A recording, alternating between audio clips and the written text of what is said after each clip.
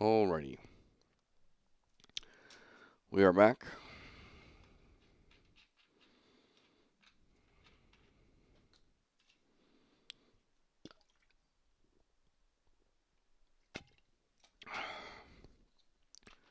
We'll look at a little bit of game devin, some more mage work, and then it's off to do some chores.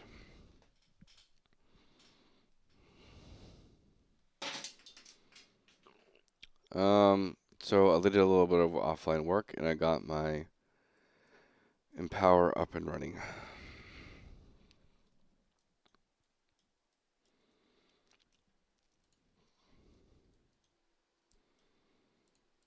So now I cast Drain Heat. We get our single stack. If I use a fireball, it gets used up. If I do Drain Heat again, and then again, it stacks up, refreshes the duration.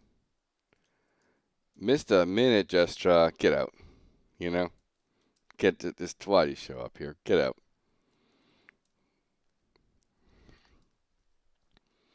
Alright, my Empower code is kind of up to date. It's refreshed.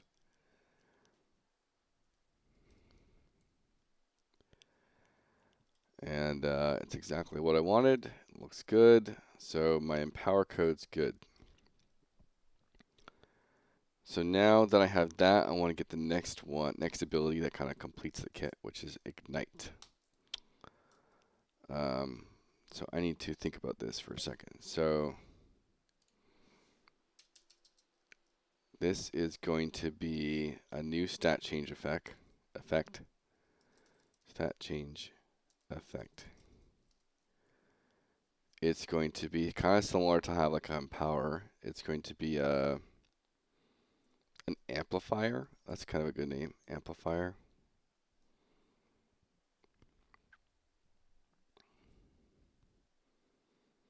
And then we can also, so this is going to be Ignite. Ignite ability is going to have a stat change of an amplifier and stat change of purge. The purge is going to do, it's going to remove passive burn. So we can quickly put that in, and let's go to Ignite.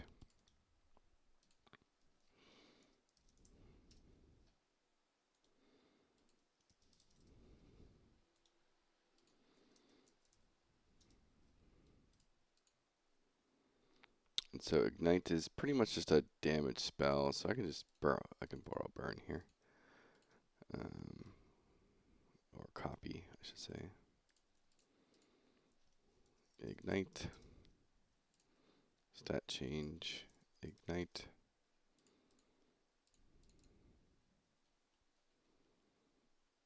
And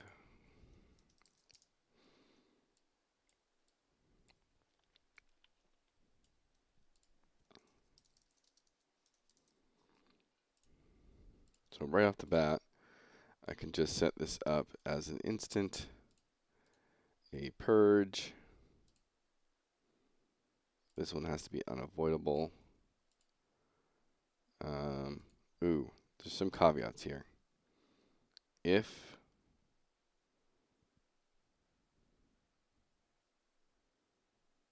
I wonder if that would do well. Alright, I'll worry about that later. If Ignite the spell itself gets resisted, oh, it might not even apply everything else. So that's so that's mute. Alright, instant, negative, enemy, unavoidable, subtract, shouldn't apply, and we're doing a purge. Purge. These can all be 0. This is going to be purge, ignite.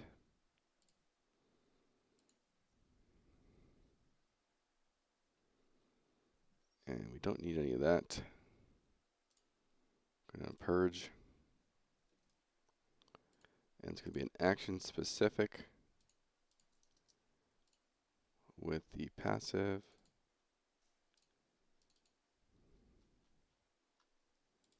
Burn. And it's on the negative track. So that should pretty much work right off the bat. Go to our kits. Go to, not newbie kit.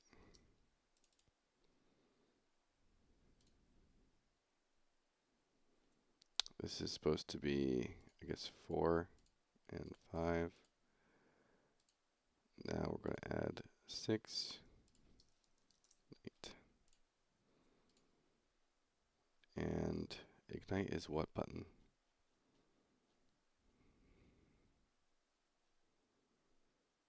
At the moment, it's more 2, I think. Or 1, I guess.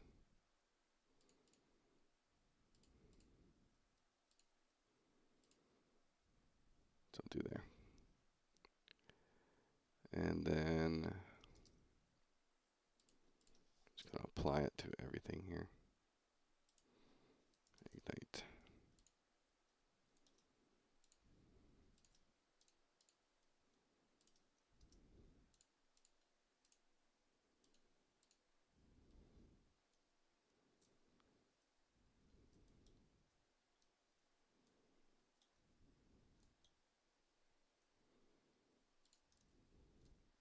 Alright, so throw some bombard out. 2 stacks of ignite. And now it's gone.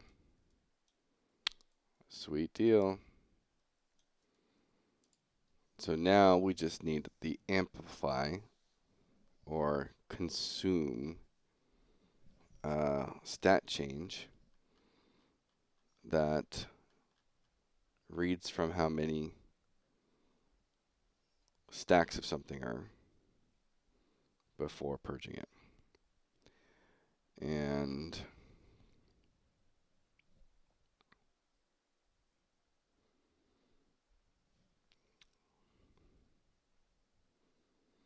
so I might not even do this. I might have this built into the mechanic itself, probably, because I don't want to make sure order of events in code don't mess this up. So the amplifier,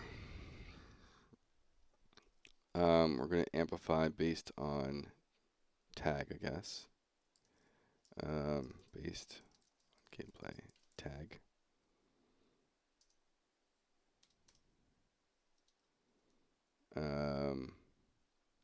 All the normal stats apply.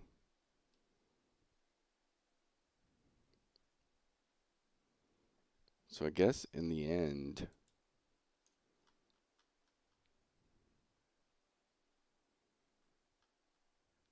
I wonder if I just have an amplifier.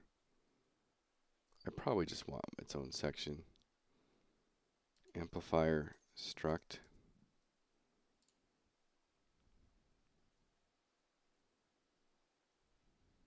Or slash consume.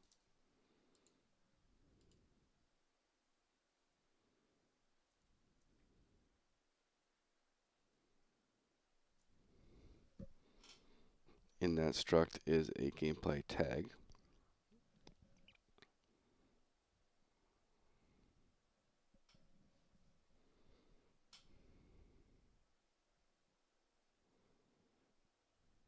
And what else?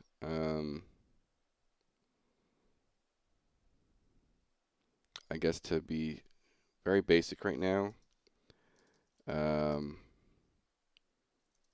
like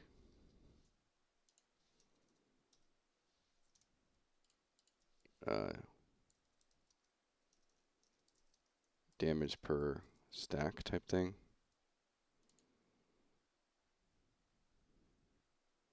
I might even not need that right now for this version. I can just multiply the stacks by the core damage value. So really all I need is just a gameplay tag. What am I looking for, basically? So let's go do that.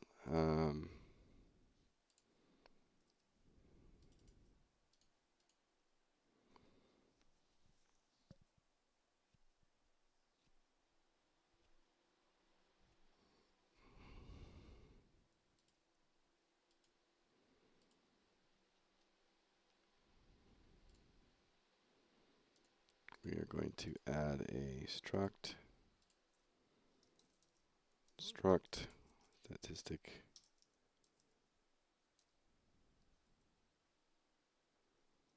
change amplifier.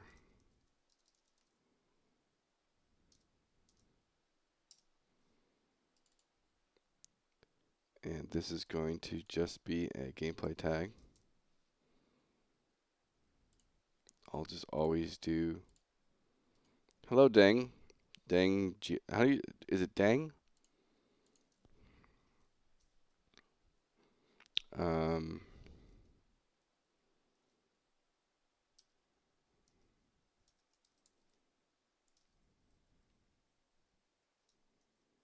just gonna say gameplay tag. And then we go to the struct.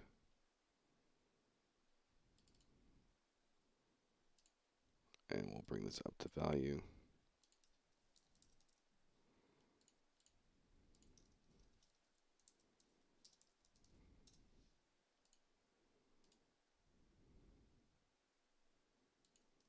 Oh, should I do it? I probably don't need to do enabled. It just checks if it's valid or not. It's fine.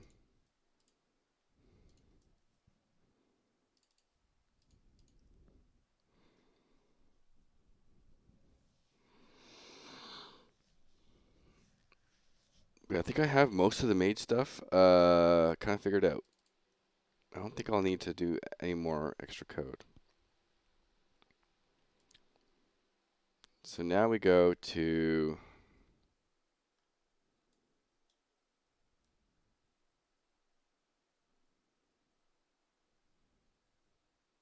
I'm going to close all these.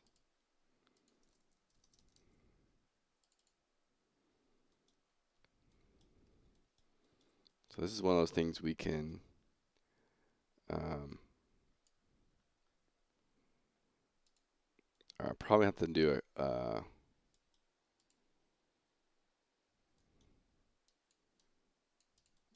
So I'm going to do this, collapse to function, RT amplifier, with an output of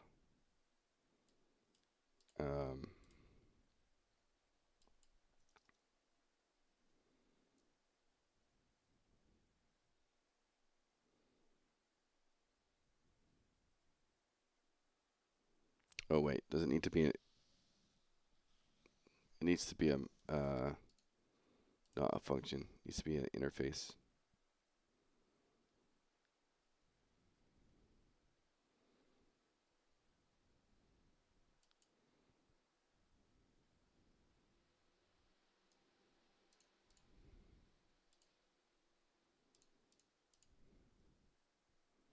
Freezing monsters, then using lightning to do extra damage was always fun. Yeah. RT amplifier. It's a return value.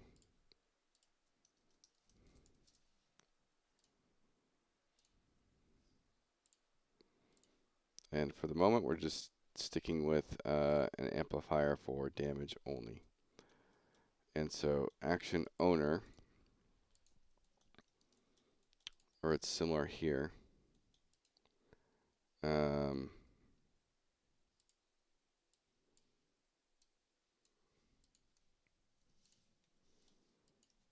amplifier message.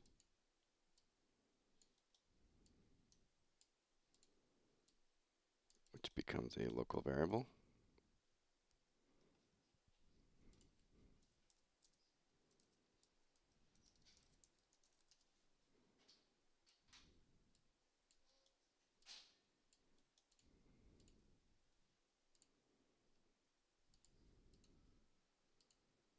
amplifier. I'll just name this percent or count. I don't know.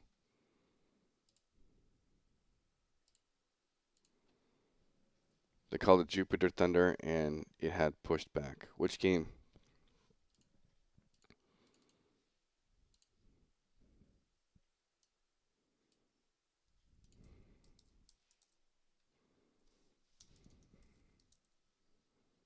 I mean, I know there's been similar stuff to that in like Diablo and a lot of ARPGs and things.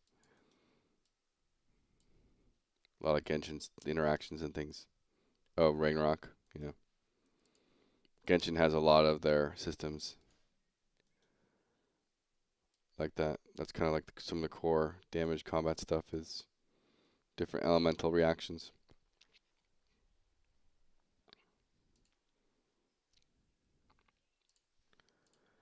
All right, this needs a struct amplify.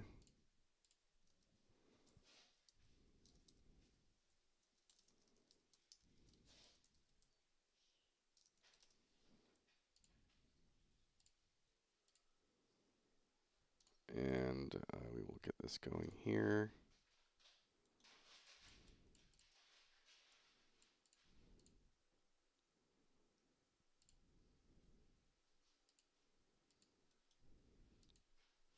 Actually, this is not correct. We don't want this one for an amplify.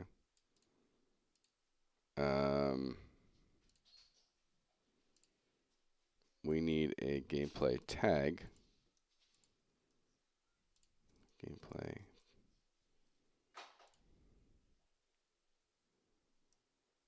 This is probably an array. So we're sending, because this actor component is essentially the enemy hit.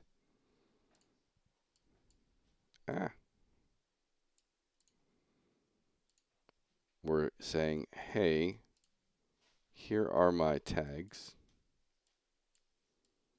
for this stat change. And then we have access to the owner of the spell.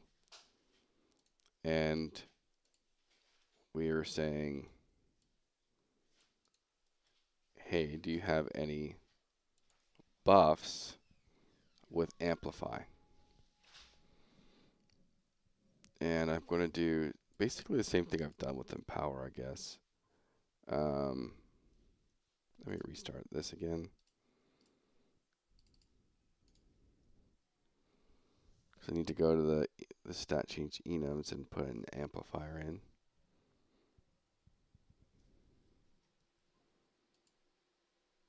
Oh wait, would that work?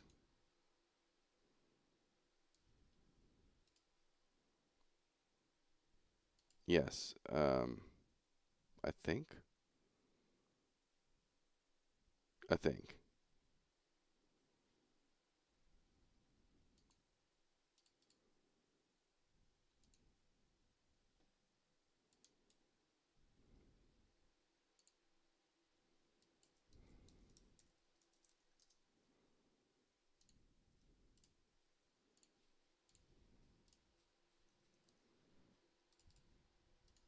Let's try and do it.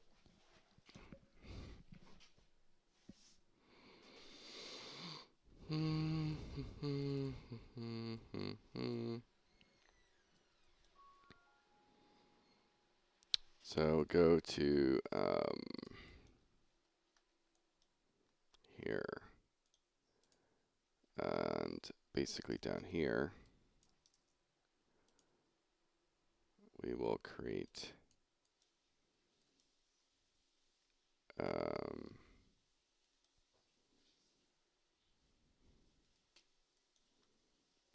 need a variable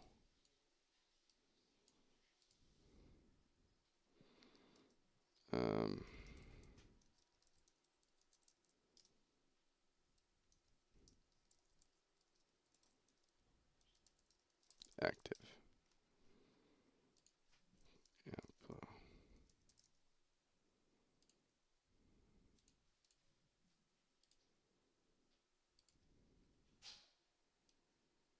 Oh wait.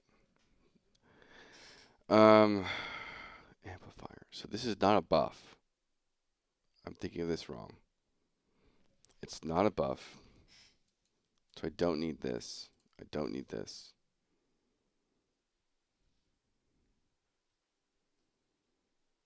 It's not a buff on the caster. It's debuffs on the enemy.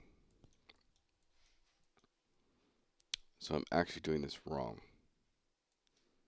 So I do want it just to be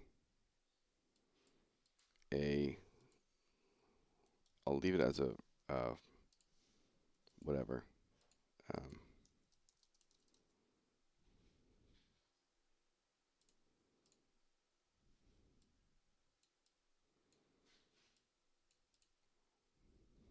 And so we're not doing it on the action owner.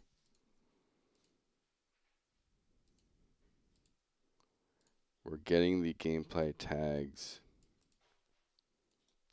I gotta type this out. So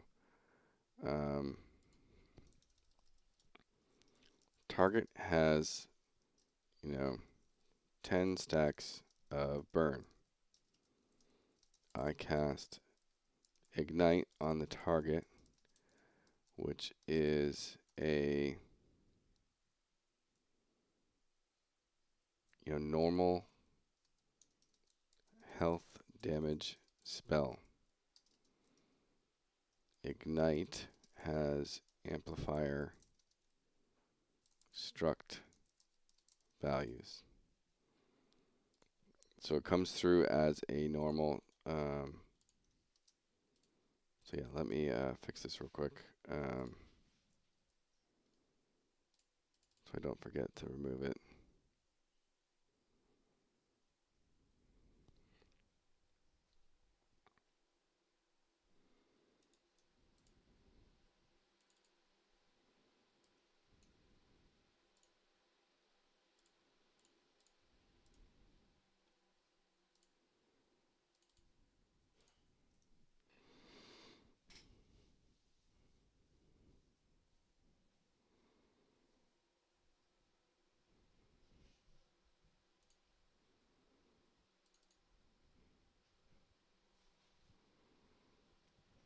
Okay, so the spell comes in normally. We have the gameplay tags of,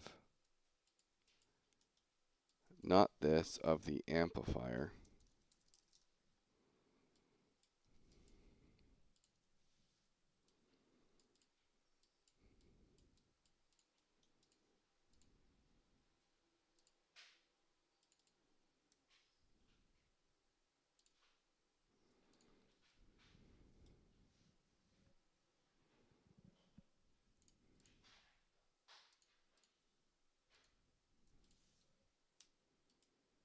Did I delete that?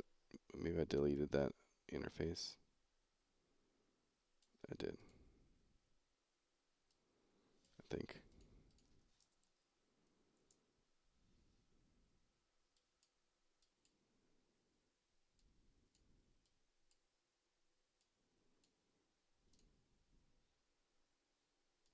Okay.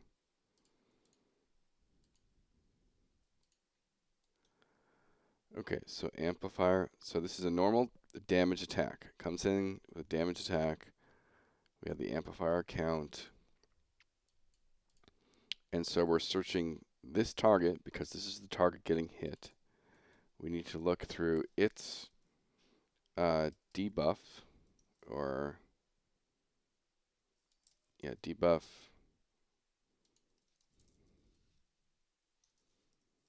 Negative. We need to do a for each on these.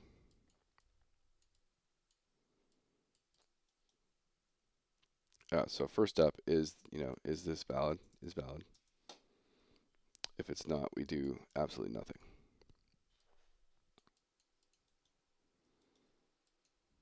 So then we come through true.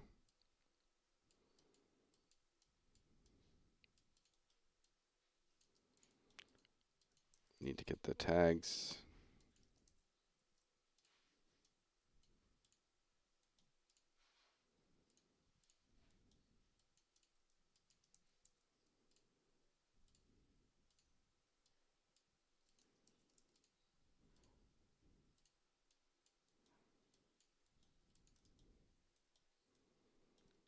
And we have gameplay tags.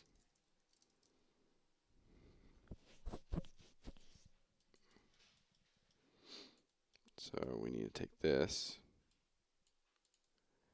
and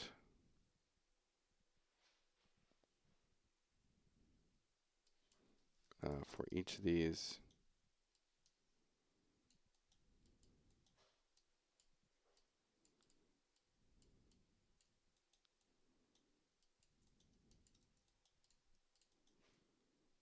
let's see if this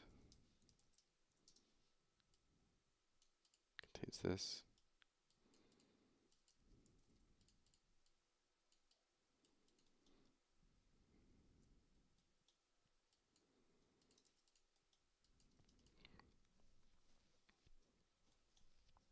And if it does, we simply return the stack value that this has. And we should be able to print this, and it should show pretty quickly.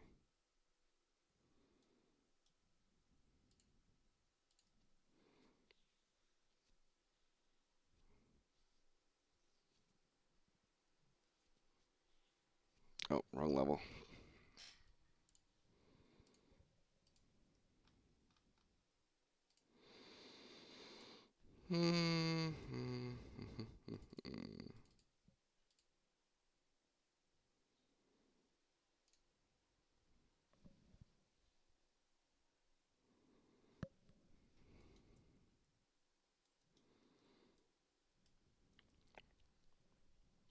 Alright, so if I cast Ignite right now, it should come as 0.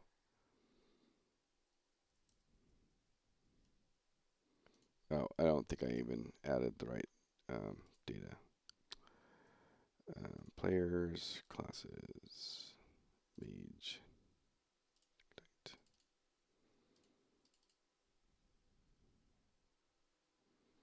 So value is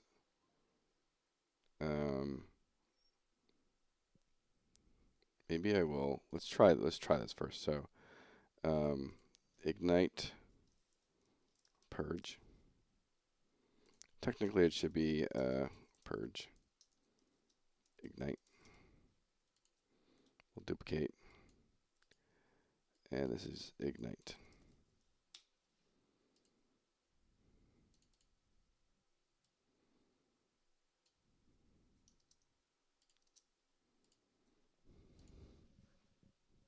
And we'll start with the damage. Oh yeah. Yeah, we'll start the damage. Whatever.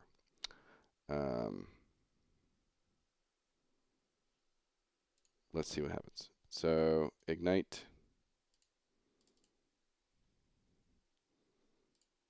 And the value is instant, negative, unavoidable, and it's going to be health current, a value of say 100. One. And now what?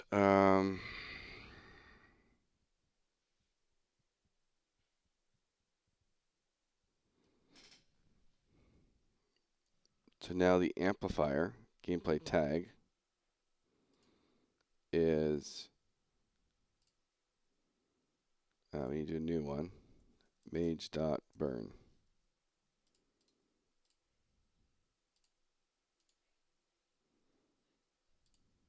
Okay.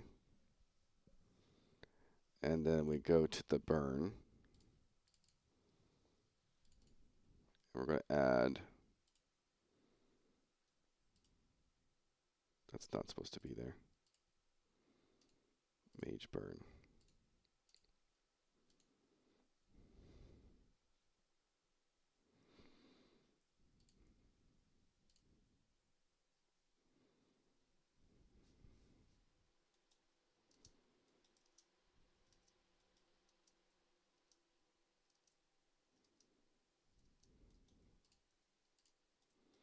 All right, so if we do a standard Ignite,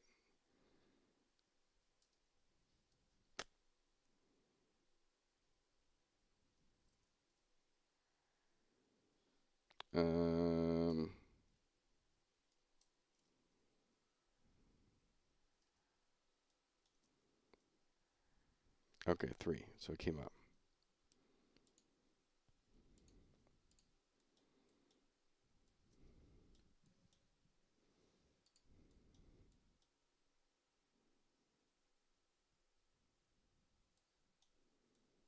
Oh, so this was nothing. Okay, so that makes sense.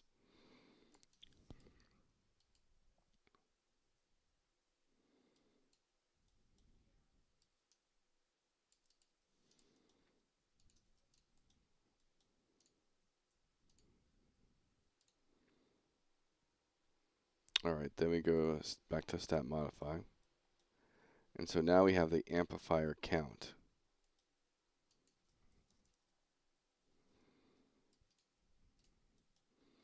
And we can put it into our stat value multiplier here.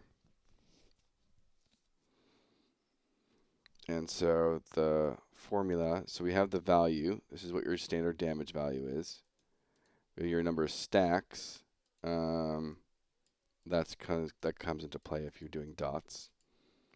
Then you have your empower damage.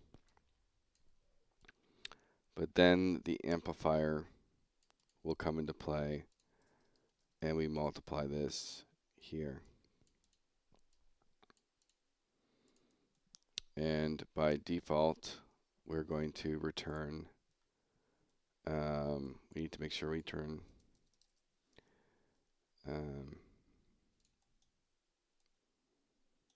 a min of 1.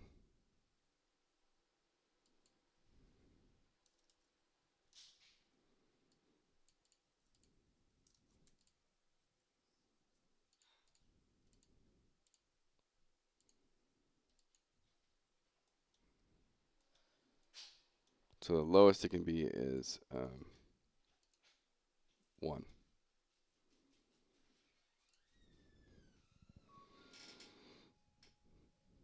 And so now, if I go to my ignite stat change, we have 100 damage set. And so if I get a bunch of ignite stacks here through bombard, so this should do 200 damage, 236. There's some power scaling stuff going on. And then if I get more stacks, so we're at 5 stacks.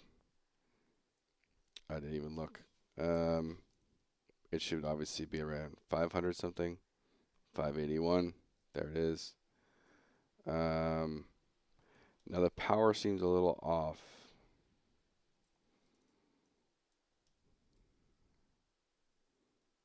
I'm going to cast a bunch of bombard.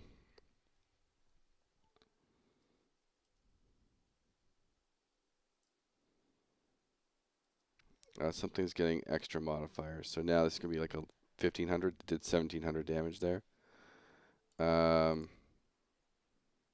So why is that? Did I have a variance on the stat change? There's no variance.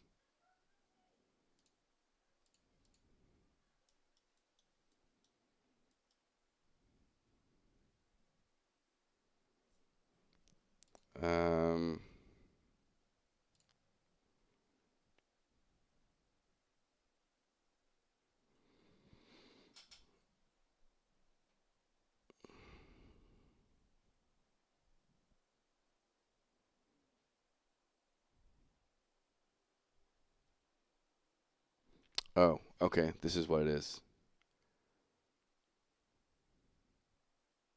No.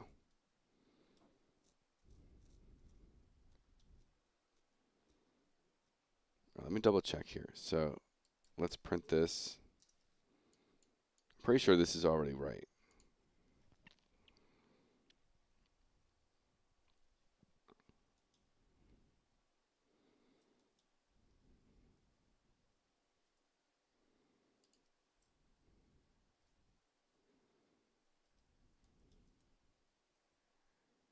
So 2, that's correct.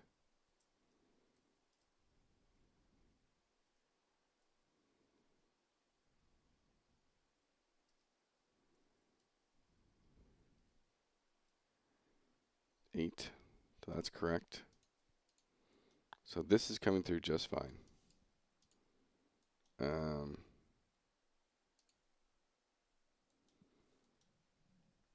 Now, obviously, we're going to adjust those damage values. It's not going to stay like that. But, yeah, that's Bombard. So it's a low damage, low burst ability, but it applies burn. And the base ones apply burn, and then the critical ones also apply burn. So they really amp up your burn count, which obviously synergizes with Ignite, the thing I'm working on.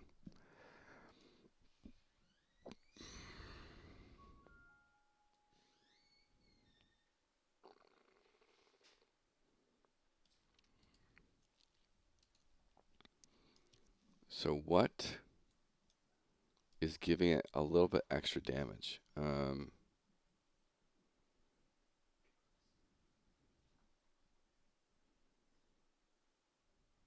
Maybe it's the stacks.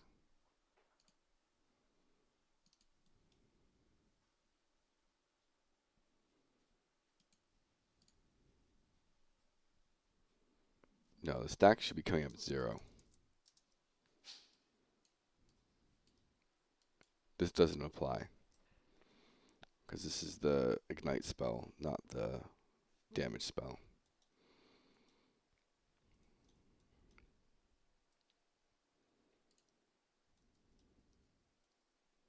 Oh, I know why. It's the level difference. I'm a higher level. Okay, so it's working. What's my level right now? I'm level 10. So let's bring my level back down. And make sure the values are... So it's working just fine.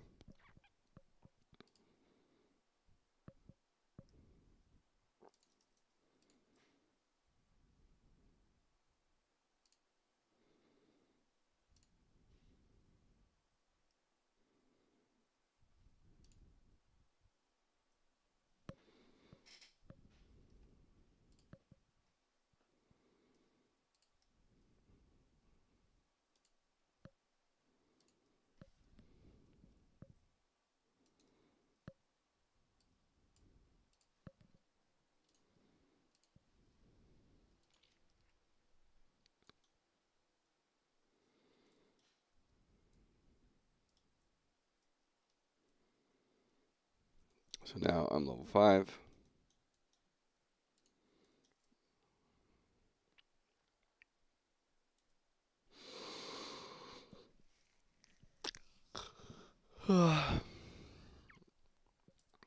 And now 403. So, okay, it's working just fine.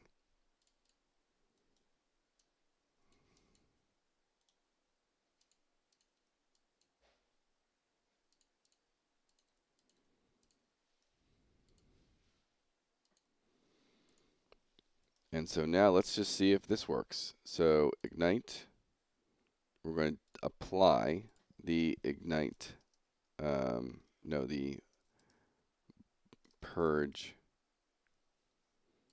The Purge Ignite is actually supposed to be Purge Burn.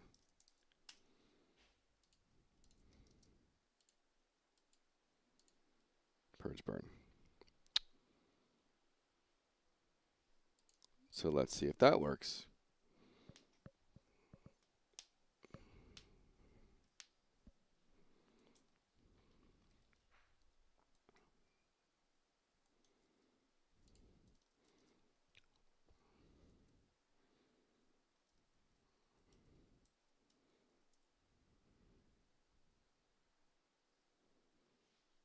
Okay, I got 4 stacks.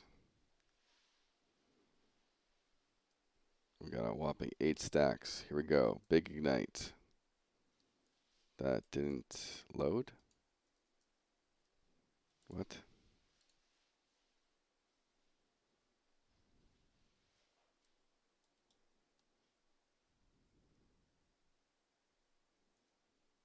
Did I screw something up?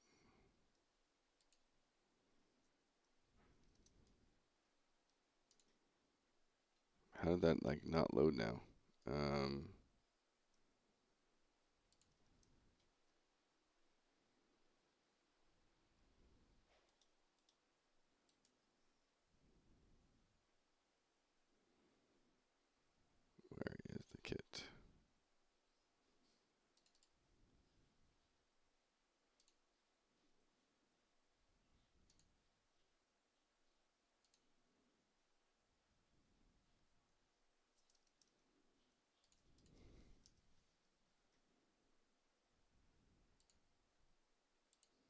What am I missing?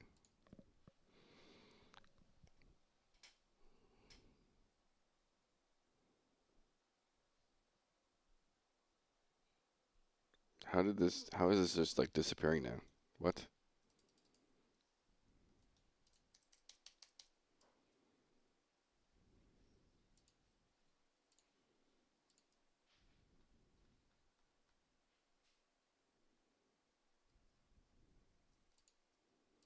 I am so confused.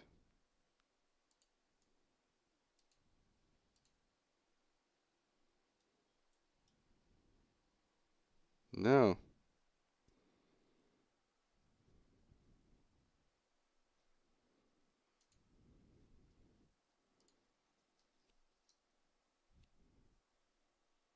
Oh. You are correct. My character level. You are correct. When you said that, I was like, no, there's nothing wrong with the level. Thinking you mean the level, not the character level.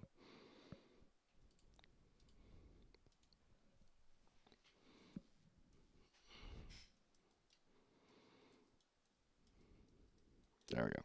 Good call. Good call, Jestra. Good comms, as they say in the League world. You never say enough pay attention. Yep. All right. Bombard. And more bombard. And even more bombard. 9 things. Boom. 1,000 damage purged. Ignites complete.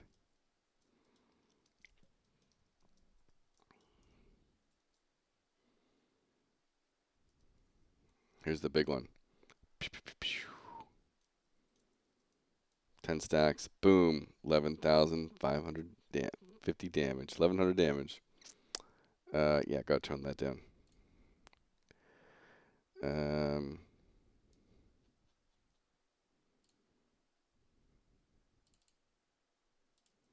We'll start with like 10.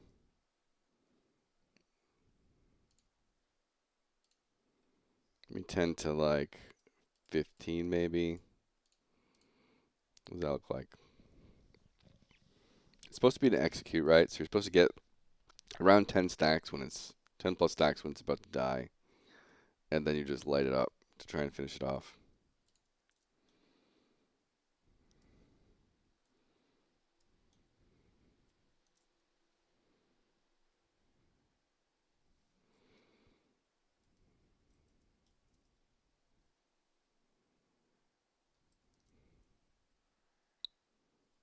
Boom.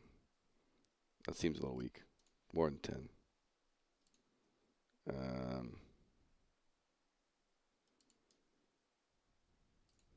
15. Let's double it. 20. We'll start it at 20, and if it's OP, we'll tone it down. Because your burn can go up to 20 stacks right now.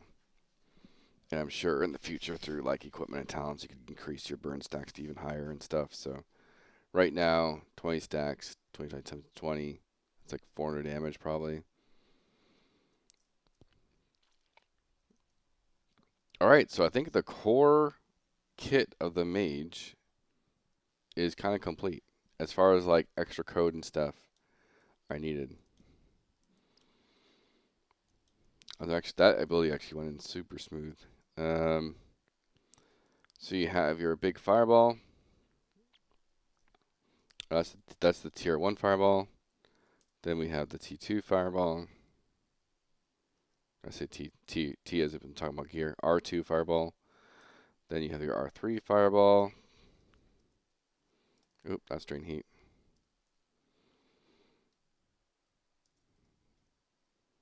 You can see, I don't know if you see that, but I did, when you have a crit cast now, if you notice, your cast bar changes. I did that.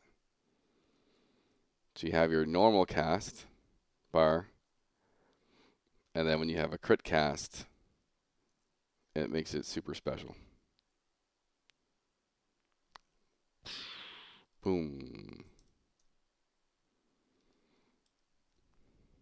Yeah. Now, why is this still on? That should be gone. That's a little weird.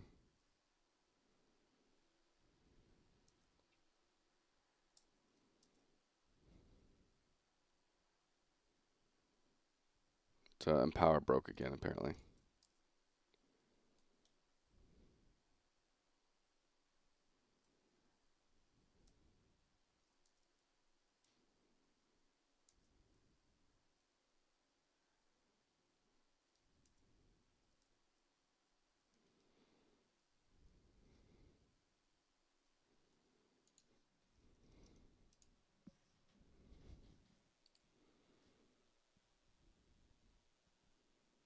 Yeah, it is. Right now it is.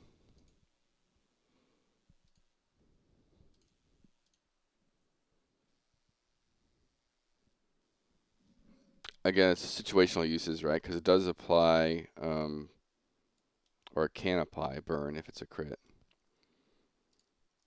So you have to be careful of when you use it. Otherwise, you might break crowd control. All right, so drain heat, fireball.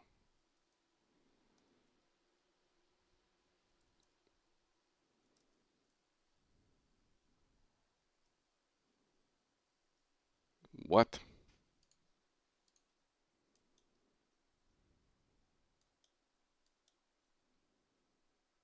Oh, I broke the tags thing.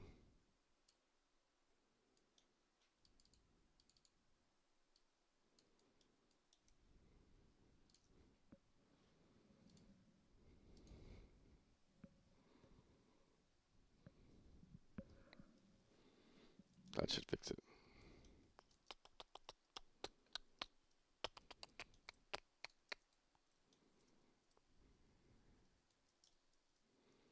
All right, so, and now you have like, so I'm going to start doing different types of drain heat that might affect different spells. So every time you cast it, so now my next two fireballs are have bonus damage.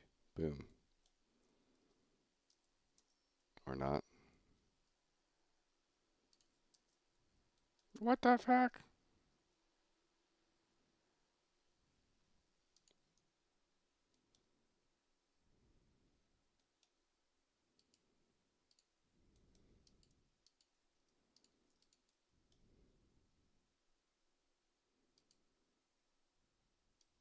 Is it this? Maybe this is the one that needs to be here.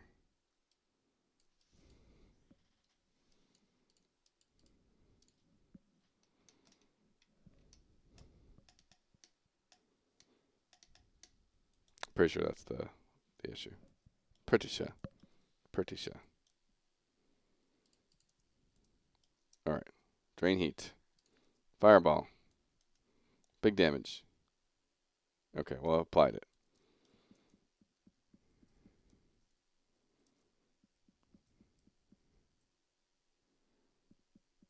Okay, so why is the empower, or the so-called drain heat, it is in empower. Why is the bonus damage not coming through?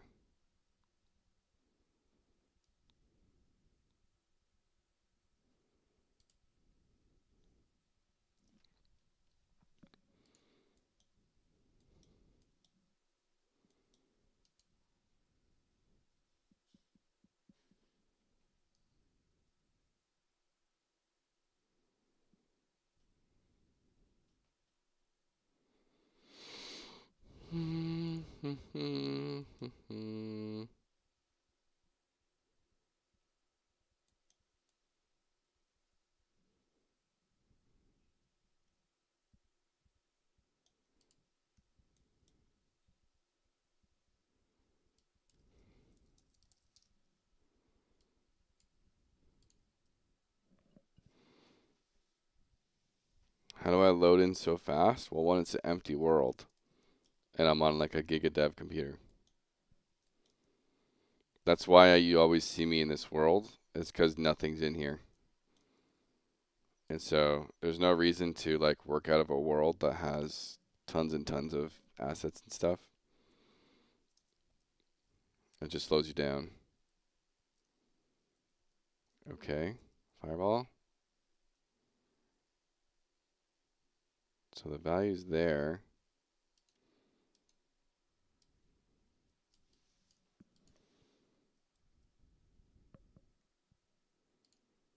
Load up a server every time. What do you mean?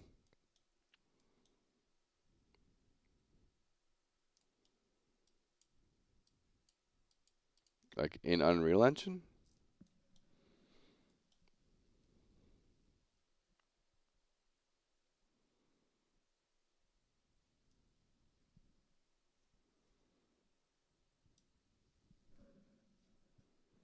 Yeah, I have it set to play as client.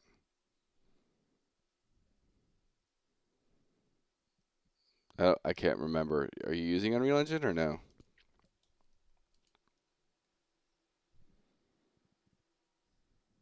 Zero players incoming. What do you mean by that? Have you even looked into the game at all? Or are you just judging me because I'm in a test level?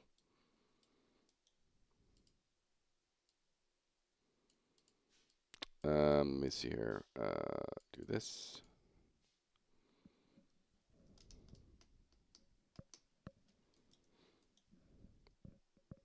No one playing this garbage. What do you mean? So what do you even know about the game?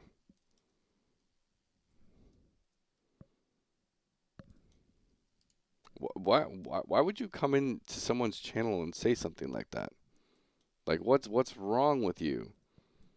That's like it's just so weird that you would be troll the internet and just look for people to. But from the looks of it, you have no idea what the systems are, the combat is, the anything about the game. All you see is some characters in a blank world. I haven't even shown like much gameplay at all.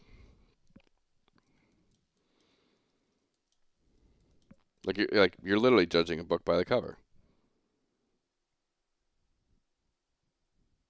Ah, so you're triggered by the PNG tuber. That's what it is. I see. I'm sorry I triggered you so much.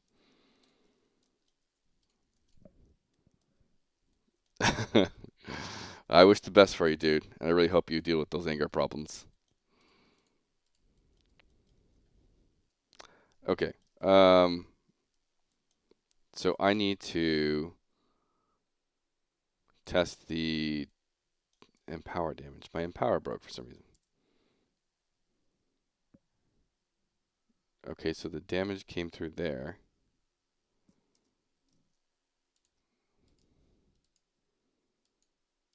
And then the damage here is off. So is this coming back?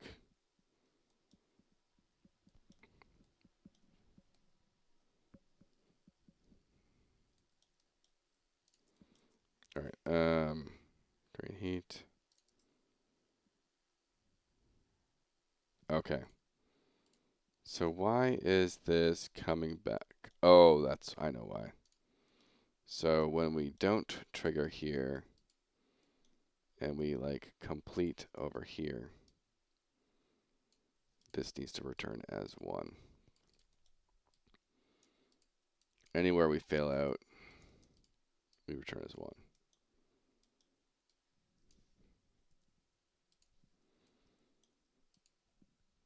And so this is the first for each loop.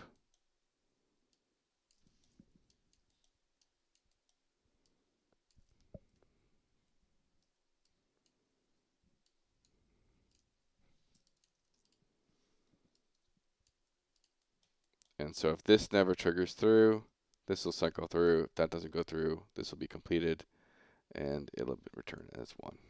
That should finally fix it.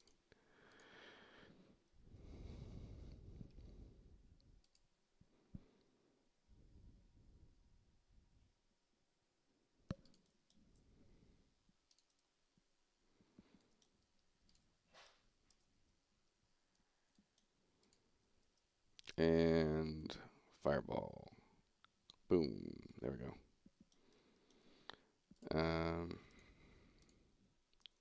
So obviously that's way too big right now.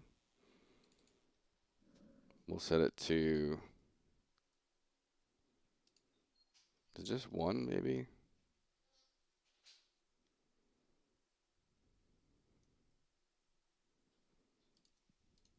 Let's see how that looks.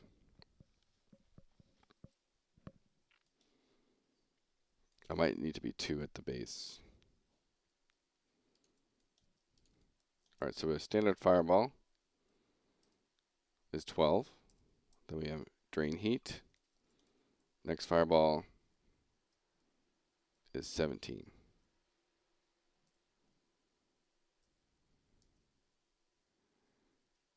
So it's clearly not enough. So it might just be doing base damage.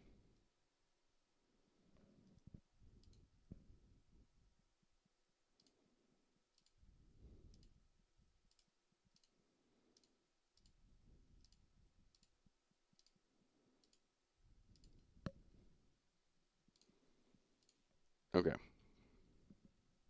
Damage 2. Let's try that. Well, thank you, Leon.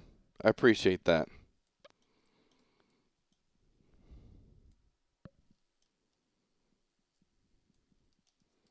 We have a lot of stuff in store, and like we're the first ones to say, Ruins of Tearyn won't be the MMO for everyone. It's not going to be a WoW killer, right? It's a slow-paced PvE game for people that like to be able to play a game and not have to button mash, have time to socialize and chat with people. You know, it's as the EverQuest saying goes, it's chat rooms with dragons, and so we want to have interesting gameplay and stuff, interesting systems, but really allow people to actually communicate and socialize. 19.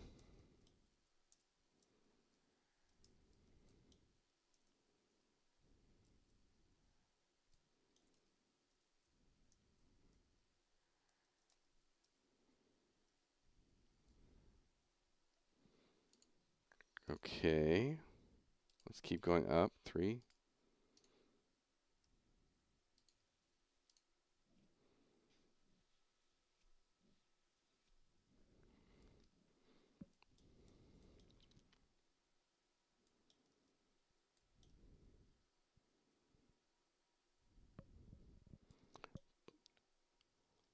No, most of the artwork in the game right now is all placeholder, like from Marketplace. But I've done a lot of like alterations and stuff to everything. And so my combat system for people who are new here, it's rotation runes, and basically you have your 8 buttons at the bottom. Those are your core combat spells, but they change depending on how many runes you actually have. Your runes rotate through. It's a little bit different class by class, but for some classes like the Mage, they will transition through as you auto attack, right? And as you can see, when they turn red, that means you have a critical ability cast. So there's no crit chance in the game. It's just critical abilities. And so now when I cast the big fireball, it changes my hotbar. It's a little bit longer, and when it hits, it's more damage, bigger effect, that type of thing. And then if I go to my bombard spell, if I go down to R1, this bombard is 2 fireballs, and then R2 is, you can see the effects change every time, 3 fireballs, and then here's a big crit cast of the fireballs. It's like 5 fireballs, I think. And so what those are doing as well is bombard's a spell that stacks your passive. Your passive is burn, and so you can see 15 or 16 stacks of my passive going, and so it's stacked pretty high. It's dealing 37 damage a tick now. And then, of course, you have kind of an execute ability called Ignite. And so I can cast that, and boom, it does a bunch of damage and gets rid of the ability type thing, or purges the burn effects. So you have your damage spell. That's kind of your more, standard fireball nuke type thing that you want to cast. You have one that's more meant for long terms. That's the bombard of it's low damage burst, but it applies a lot of stacks to your burn. Then you have your execute ability to ignite to light all those things on fire. And I think I may have broke my ignite. I don't know. Let me look. Or maybe I just put the damage very low. Ignite again. 285. No, it's working. 285. I just didn't see the pop-up. And then the next thing is I have like a steal heat mechanic. I don't know what I'm going to call it yet, but right now it's drain heat. And so I cast this. It's a non-damage spell, but it gives my next fireball more damage. And so that's some of the things that I'm playing with is because we're a slow-paced game, you're going to have probably like 4 to 6 buttons off cooldown at all times, right? And so every damage spell you use needs to have a distinct purpose. It can't just be different forms of damage because there's always people are going to min-max, right? And there's always going to be a one button that does more damage. And so instead of that, it's more trying to create situational spells and situational damage things. So for short duration fights, you can just throw fireballs. For long duration fights, it's a mixture of getting your burn stacks, keeping your burn stacks up, and throwing fireballs. And then when monsters are low health, you can throw up ignite to try and finish it off, type thing.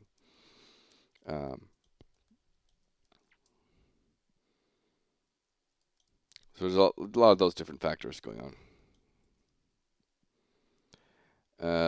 So drain heats, and then so drain heat is going to affect different spells, I think. I'm going to have a drain heat for fireball, a drain heat for bombard, and a drain heat for ignite, I think.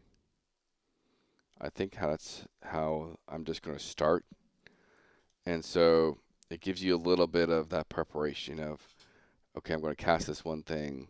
I want to empower it first before I cast it.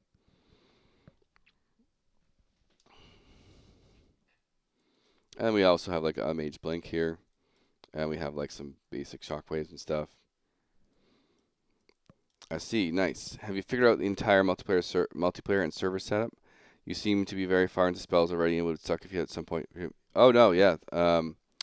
So if you go to our channel, you'll actually see my entire. I have a whole video. So it's a two-part thing. So I have this video here, which talks about the entire tech stack we got going. But previously, we actually are game tech creators. And we spent 3 years building something called Vertical Third. And it's our, kind of massive game architecture, which is this thing here. And so that video goes over what Vertical Third is, what game architectures are, and like how we feel like they're the next, evolution in game development workflows. And we also playtest every month. So last year we playtested about three times. And this year I've been playtesting every month since February. So if you actually, and then we actually were on the Unreal Engine live stream. Inside Unreal, MMO. Yeah, this one here. So this is where us on the Unreal live stream. And so if you're interested in playing it, the next playtest is coming up next weekend, the 28th. And so we're actually trying to stress test our servers. We're always trying to stress test them. It can be hard to get playtesters sometimes, but we have so far, like we haven't had a server crash in like a year. Performance has been smooth and everything like that. So it's been going really good so far. We just now we're kind of like we have the rotation rune system is one of them, our core features. The next one is the Registry of Chronicles, which is our way of merging questing and achievements together. And so instead of going to go kill 10 bears, you just, or like getting a quest to go kill 10 bears, you just go kill 10 bears. And then you get bonus rewards for it. Right now it's just experience. In the future it could be abilities, equipment, recipes, cosmetics, like all those type of things. Example of that is like maybe you're a cleric, go kill 100 undead, you get smite undead, that type of thing. And the Registry of Chronicles is going to be class specific, personal rewards type thing. And every one of these is also a leaderboard too. So like we use PlayFab, so we're all fully connected, Unreal dedicated server in the cloud, all live setup type thing. Persistent season, every time I hit play, I'm actually downloading all my characters' levels, experience, equipment, inventory from cloud, all that stuff.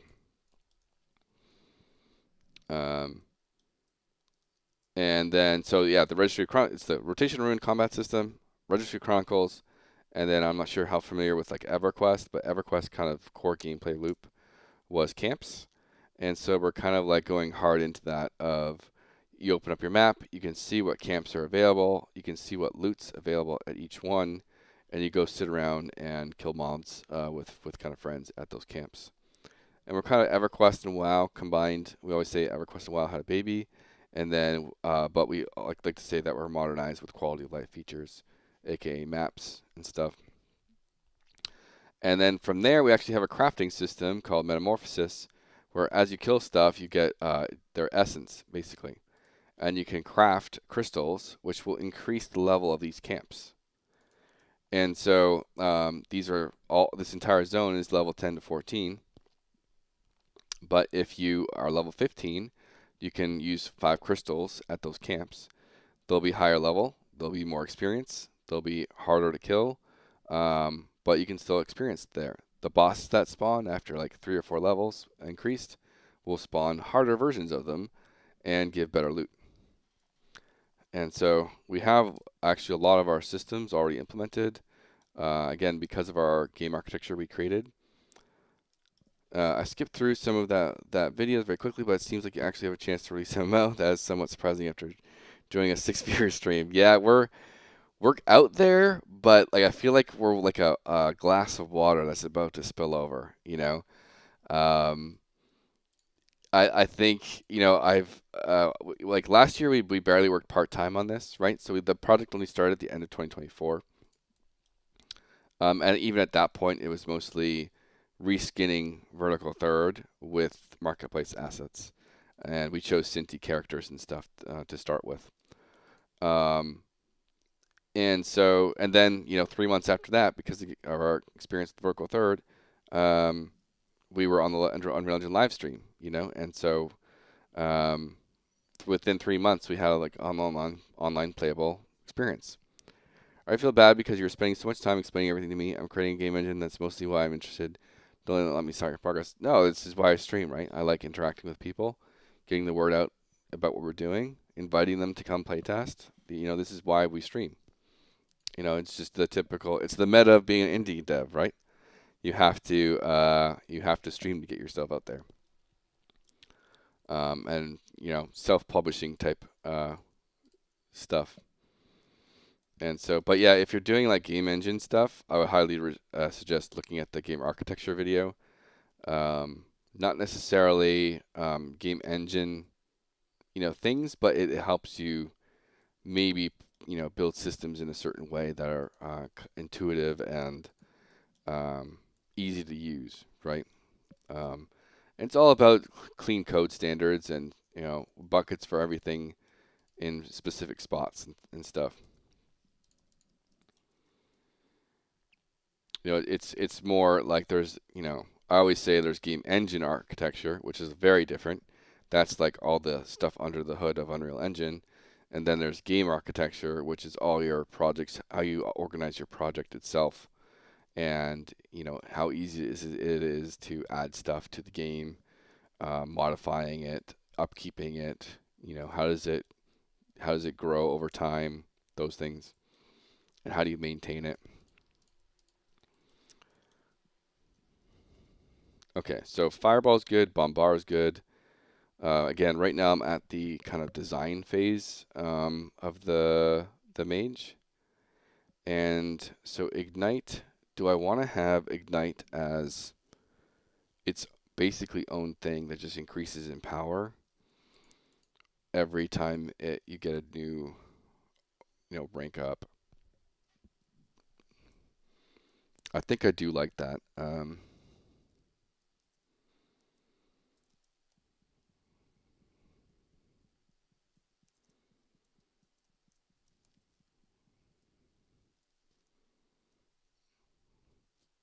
And I could think about other types of things I could do.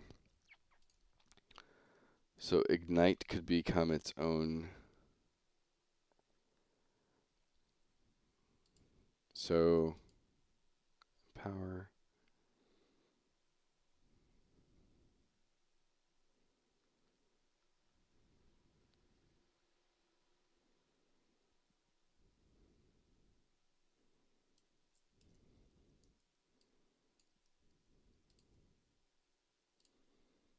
Ignite, drain heat. This is R1 is fireball. R2 will be bombard. And then R3 will be ignite. It's like your standard and your other one, and then, or I could make this burn instead of bombard. It's probably better as burn. So increasing the damage of your burn itself.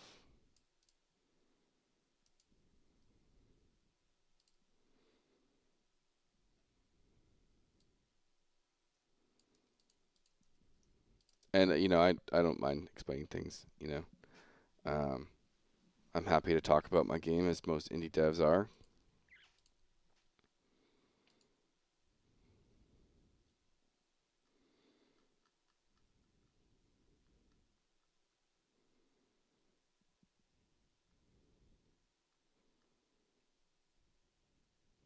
All right, yeah. Let's just roll with this.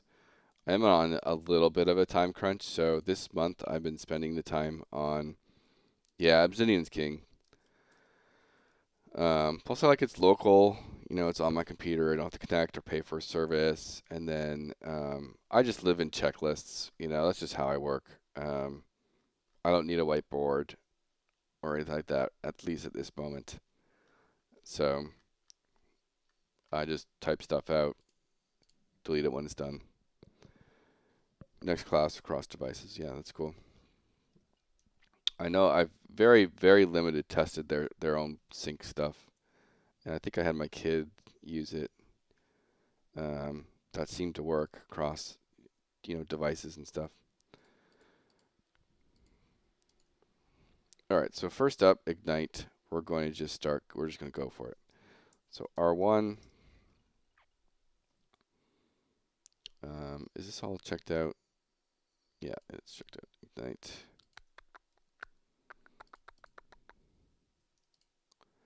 I'm going to move that here.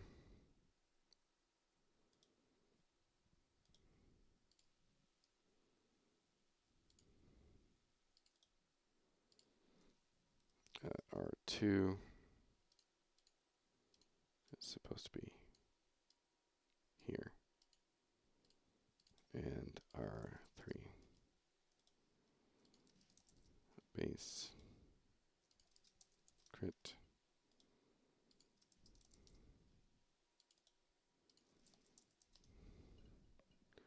Kind of joining late to the party. What's this game about? So this is our indie MMO, and I'm going to feel like a little bit of a broken record here, but we have 3 core features to, and let me just bring up a little bit of,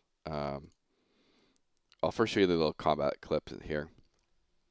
So we have kind of 3 core features to the game. The first one is, and we always say we're EverQuest and WoW kind of combined, like EverQuest and WoW had a baby type thing. And but we do believe in modernized quality of life features like having a map and like being able to see it at night, fast travel, those things. Our combat system is a rotation ruins. So you're locked at eight combat abilities at the bottom, plus an auto attack. And your auto attack will cycle through, and your abilities will actually change based on how many ruins you have. And so right now you have only 3, and then there's no critical strike in the game. It's critical abilities. And so when your ruins are red, it means you have a critical ability. And so you can see the big fireball is actually, it's a crit, and so now it's AoE. So it shoots off, boom, big AoE damage. And because it crit, it triggered my passive burn, which is applies burn on critical hit. But my lower ones, if you look at my R1 fireball, it's just a standard fireball. Then we have my R2 fireball, which is a little bit different. You know. Then I have a bombard spell on my R1 here. 2 fireballs applies burn. And then if I go up to the crit bombard, now it's 5 fireballs shooting off, and they all apply 2 points of burn. And then I have a ignite, which literally shoots off, purges all the burns, and it did like 287 damage there. So it does like 20 damage a stack type thing. And then even your blink, like if it's a standard, if you're just sitting at 1 ruin, it's just a standard blink. But then if you have actual stacks and stuff with it, it's a blink plus move speed buff. And so there's a lot of systems like that. Like we have an enchanter, they have a tank pet. If it's a critical cast, it's a stronger tank pet. Those type of things. So your abilities can highly change depending on what type of ruins you have. Our combat is slower paced, so you have time to think and type to people. So you're not button mashing. We don't want AoE grinding. We don't want. It's going to be a very single target focused game. So if you have 5 things come into your camp or your group, you're going to want to CC 4 of them and kill 1 thing at a time. On top of that, we have the Registry Chronicles, which is our version of achievements and questing merged together. And instead of having to get a quest to kill 10 bears, you just go kill 10 bears and get bonus experience for it. Right now we only have experience, but in the future it's going to be like abilities and weapons and personal loot. I always give the example of maybe you're a cleric, you go kill 100 undead, and you get Smite Undead, the spell, that type of thing. And that goes back into the world map. EverQuest was very camp focused, and so this is kind of what it represents. Everything here, you can go see what monsters there are there and what type of loot drops they have, and go camp those things. The bosses have like a 10% chance to spawn, and then it's like they'll drop their kind of staff or weapon or whatever it is that they drop. And you can actually through the crafting system, Metamorphosis, you can actually increase the levels. Everything drops essence. You can craft those into crystals, and so you can increase the level of the camps too. And so maybe you're level 15. Everything in this zone here is 10 to 14, but you can use 5 crystals, and for 5 hours it'll be a camp from level 15 to 19 or whatever it is. And then at some point the bosses will actually be more stronger and drop better loot as well. And that's like the main core systems that make Ruins of Tearyn unique. It is an indie MMO. We actually playtest every month right now at the end of the month. So it's like the last weekend of the month every month. So on the 28th to the 31st, we will be doing a playtest. We try and invite as many people as possible because we're trying to stress test our servers, along with getting some feedback about gameplay and things and how people like it.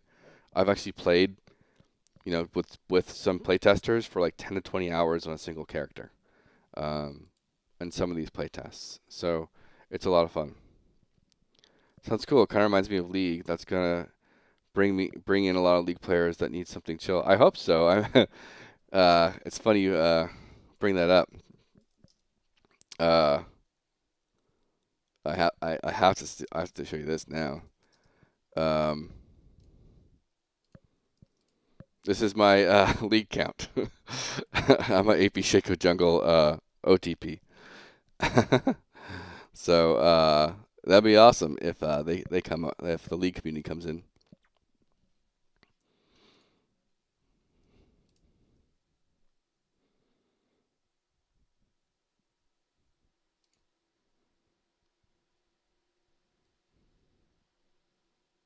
Yeah, I'll show you the world. Yeah. Uh, Shaco's a love-hate relationship for a lot of people. Got a Discord? We have a Discord for Tearyn, yes. I can get you the link. I think it's on the channel. Yeah,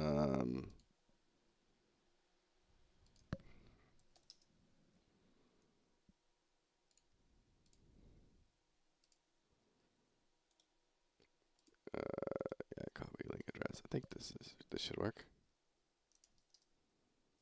Oh, that's not working. The copy paste is not there. Let me get it from the channel itself.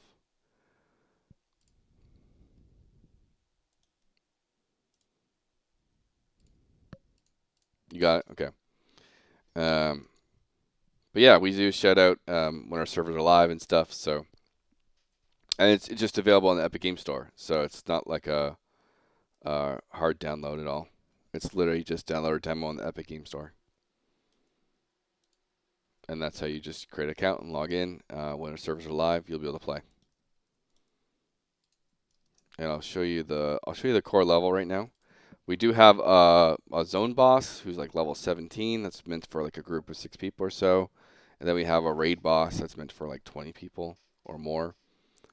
Still undefeated by a raid, at least. We had one guy glitch it out to kill it, but MMO players. And I like I do a lot of like some things I do during my playtests. If you go to the R2 screenshots, I like to highlight a lot of my players, and sometimes most of the time, a lot of this content actually comes into our YouTube videos and things. So it's a lot of fun getting some really cool screenshots of people. There's Lion's Den. Well, these are Lion's Den and a few other people like Zodia, I think, Cybin. So it's been a blast. There's a couple really cool screenshots that we've gotten from people. I like these ones here. Where is it? This one. This one's cool. This is one of my favorite ones. Yeah. So you know, a lot of this is like everything is marketplace assets, right? But we're using it in a way that's unique and trying to elevate it a lot. And so this is the newbie yard. We started this about 2 months ago or so. And so you actually start in here and you zone in here. We're trying to establish within the first 5 minutes how the movement feels, how combat feels. There's a little bit of target dummies. There's little NPCs, you know, doing chat bubbles with you know, tool tips and stuff, or like combat tips. And then eventually, this is like a prefab castle, right? But eventually, it'll be a whole castle city thing you can explore. And we have exploration in the game, so people that want to just explore, like click on books and just like find like little gems, will be able to actually get experience doing that. And then yeah, the art style stuff, just getting a feel for everything like that. And you walk out, you're trying to get that like Breath of the Wild moment a little bit of points of interest and like how kind of cool the world looks and stuff. And so this is like a little exploration puzzle you see here. There's you gotta find which mirror is the right mirror, and then you get teleported up here. Exploration XP type thing. But the core gameplay loop is, okay, here you come out, you kill a bunch of animals, get some experience, and then you can start doing camps. And so this is a goblin camp, and the goal is that every camp eventually has like 3 to 5 bosses, and each boss drops, you know, probably 5 different pieces of unique loot type thing. So it's a lot of variety in different things. You got the spider camp, the bandit camp, undead camp, the orc camp. Down here is a very janky dungeon, but it's the ghost camp. This is just like a placeholder of like tool systems for procedural stuff I need to do. And then this is the crafting town, obviously very bare bones crafting town with crafting stations. You'll also get fast travel here, which allows you to teleport all the way over here to the tavern. And so this is the one. This is the map I showed you earlier. So this is the tavern, and then all the different camps here, all over the place. You got like the mercenary camp, the shadow camp, shadow elementals, bunch of stuff all over here. And you come down here. Here's like the sort of boss of the zone spawns here, and you can click this door to zone into the dungeon, where it's basically just a cave with a dragon in it right now, because we've been very focused on the newbie yard and now the class designs and stuff, and so we really kind of figured out the core gameplay loop of the game, and yeah, and I appreciate we're putting a lot of effort into making use of what we have. And the characters themselves, like I have done some experiments. This is my experiment for we want the idea of elevated low poly. And so these are obviously Cinti Studio pre-done weapons and stuff. But you can see it's low poly, but there's some cell shading going on. There's an outline there. But we're trying to get some anatomy out of the actual low poly kind of figure. And so it's kind of a good start so far. We're going to work on it more, but I like the direction it's going. It's going to be a really big overhaul once I actually figure out the model, the final model and stuff. And I have to think about, how it breaks down into cosmetics and things. So it's kind of sounds way better than many MMOs today that are mainly go talk to this dude, can't wait for playtest. Yeah, no, I can't express enough. We're trying to slam our servers, and I'm also trying to update our trailers. Our entire content page, if you look on the Epic Game Store, our entire content page here, this was our announcement video. It's very cheesy. A lot of people like it, but it's very, very cheesy. This was done with 2 or 3 months after we started the project. It was, I think we started the project in November, December of 2024. We made this, launched the video in I think January of 2025. And then all this content here is I think from the mixture of the first playtest, the first couple playtests maybe. So I have a lot of updating to do on our this doesn't even have the newbie yard at all right now. So I have a lot of updating to do for content around this stuff. And I want to have that. I want you to come to this page, and that video is playing is 50 to 100 people, a bit confused on what Vertical Third is. Are you using it for your game, or are you developing it in tandem with RT? So we built Vertical Third from 2019 to 2022. So we've already spent 3 years of core development on Vertical Third. We've updated it. We launched it on Fab. If you go to Fab Vertical Third, we sell it on Fab. So we built it for 3 years. Now we sell it on Fab. It's literally $20 to start, and so, but it is powering Ruins of Tearyn, right? Everything we put into it is now being used. We built it in the mindset of, in the future, building an indie MMO. And so, what we're trying to create here is, guess what? So stepping back a little bit, game tech takes a long time for people to adopt. It's very unfortunate, but you kind of see it even in Unreal Engine. It took almost to 2020 for some of the big AAA game companies to start using Unreal Engine. And there's just very long cycles, and you also have to prove that your game tech works in order to sell it. And that's kind of the mentality of we always say it's the kind of relationship that Fortnite and Unreal Engine have together.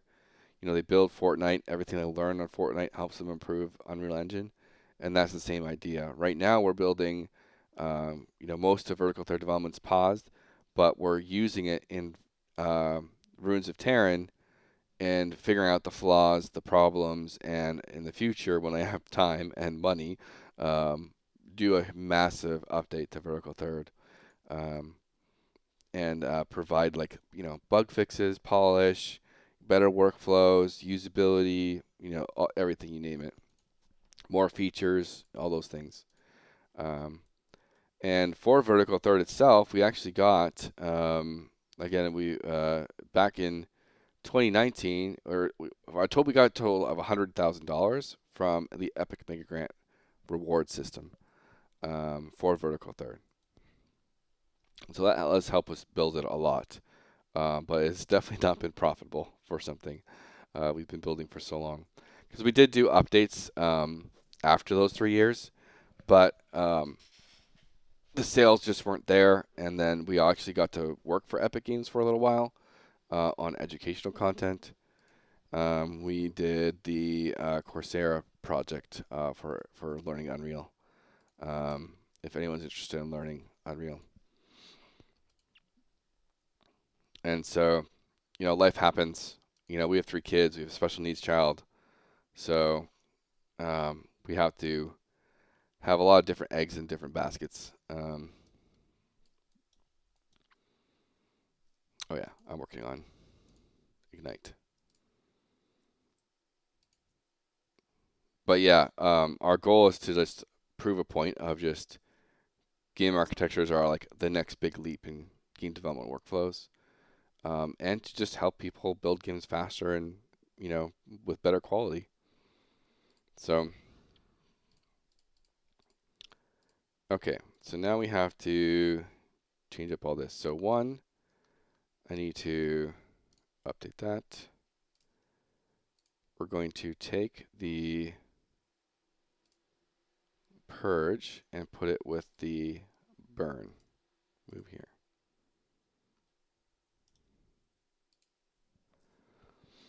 Thing that's all pretty neat. We'll take a look at the course later. Yeah, cool. All right, cheers, man. I'll throw this stream in the background while I'm working. Love the product so far. Awesome. Again, tag everyone you can. Come play test. It'll be a lot of fun.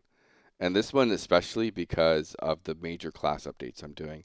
I've already completed the class rework for Warrior, Cleric, and Enchanter.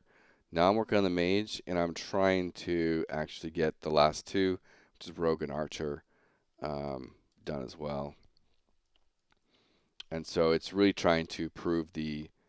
I'm guessing the Mega Grants comes with some advantages. Nope, they're just free money with Mega Grants. I'm choosing to go on the Unreal Engine or the Epic Games Store purely for future profitability, right? I want to stay a 5 to 10 person team, but we also know we're building a niche and indie MMO, so we want to make sure that our burn rate and employee costs are down very much, but also the fact of I actually have a whole video on this topic on why we're on the Epic Games Store. If that type of thing, because we get that question a lot, like why Epic Games Store, right? And so, but there's no exclusivity deal. It's I mean outside of the stuff they provide for indie devs, it's purely a thing of Steam takes 30% of your revenue, and if we did a subscription, they would likely take 30% of that as well. Whereas Epic, it's just 30% of your flat cost for your box price. And then your subscription you can take 100% of. Then you have the thing of, $1 million a year. You don't pay Epic anything until after $1 million every single year. So it's a profitability and sustainability thing. And I would like to have this be my forever project, right? The indie MMO that I can work on for the next 2 decades, right? Goes a little bit back into the fact that I do have I'm super motivated by Project Gorgon and what they did and how they've survived, and if they can do it, and they started 10 years or more ago. Technology's drastically changed. It's much easier for me to do it now than it was for them to do it then, and so going back to my tech talk on my Indie MMO stack, I'm not trying to innovate. I'm trying to cut all costs and corners where I can, and that's things like, easy anti-cheat. I don't have to build anti-cheat. I can use Epic Online Services and do that. I don't have to build my back end. I can use PlayFab for that. I don't have to build my own engine. I can use Unreal Engine for that. I've already built, Vertical Third, so I can use that, and that's been dramatically helpful for, uh, like this whole month I've been mostly in data tables designing abilities, right? I have all my designer tools ready to go. This is an ability, right? And I just do a whole bunch of changes to stuff, um, and so and it's a new ability, um, and just a lot of those type of things where um, we're trying to learn from the past, like MMO Graveyard and all the problems they've had, and trying not to repeat those problems.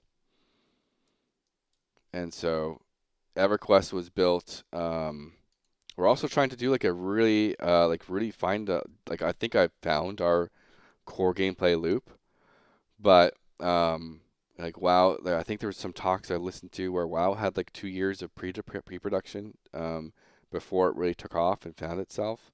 And that's kind of what we're doing. We're in pre-production right now. We're trying to verify, and like my pre-production, I would like to have like levels 1 to 30. This kind of that main level I just showed you guys, plus a fully fleshed out dungeon, and then all the systems, bosses, loots, kind of like implemented to that kind of experience.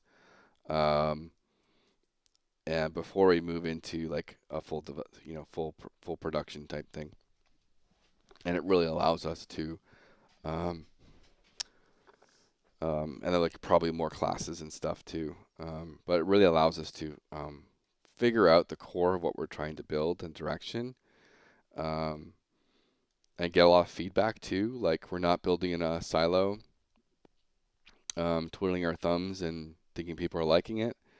The fact that I've already had like every playtest, it's been pretty small playtests, like no more than 5 or 10 people come through. But the fact that I've played with people for 10 to 20 hours every playtest has been pretty amazing. That they like what they see, and so it's only getting better and better. In my Discord itself, every playtest I have a where is it? I probably put it down. I have an archived playtest feedback. So every single playtest I do, I have people that are making comments. Sometimes it's me, sometimes other people. Screenshots of things going wrong. People have done like big breakdowns on stuff, on everything going on with it all. So I love that I have this whole history of people playing the game, telling me what's up with it, and all that stuff. And so it's a lot of fun just to do this. And it goes back a little bit to like I do have a special needs daughter that we're going to have to take care of for the rest of her life. She's 15 years old, nonverbal, and diapers and stuff. So I want a project that does bring in good money too, that we can kind of be set for that type of thing. And I'm definitely a developer that likes to really dig into a project. And like I have right now, we're trying to get 3 different games published. There's this project, which is the $2 to $3 million range. Another project is in the $700,000 range, and then a third thing that's kind of in the friend sloppish $200,000 range. So that obviously takes time away from each project. Suffers from not being a single project being focused on, but it's just the kind of need of the industry right now. Because funding is kind of bullshit to get right now. Okay, so this is Ignite. We're now going to call this Ignite R1.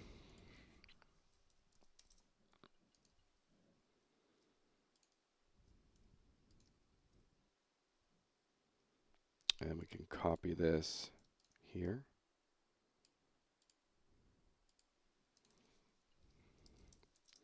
This is a bunch of just folder kind of setup stuff. That was a lot. Well, that was a lot of really good information. Thanks a lot. Absolutely. And that's like our path in game development, right? Has kind of been, it's kind of turned into, educators in a way. And so we're Unreal authorized trainers as well. And when I say we, it's dang it, I did not want to move that there. Move here. Hopefully this is not showing. Okay. Okay, crit, nothing, crit. Copy here. It's just my wife and I on the project. That's all it is.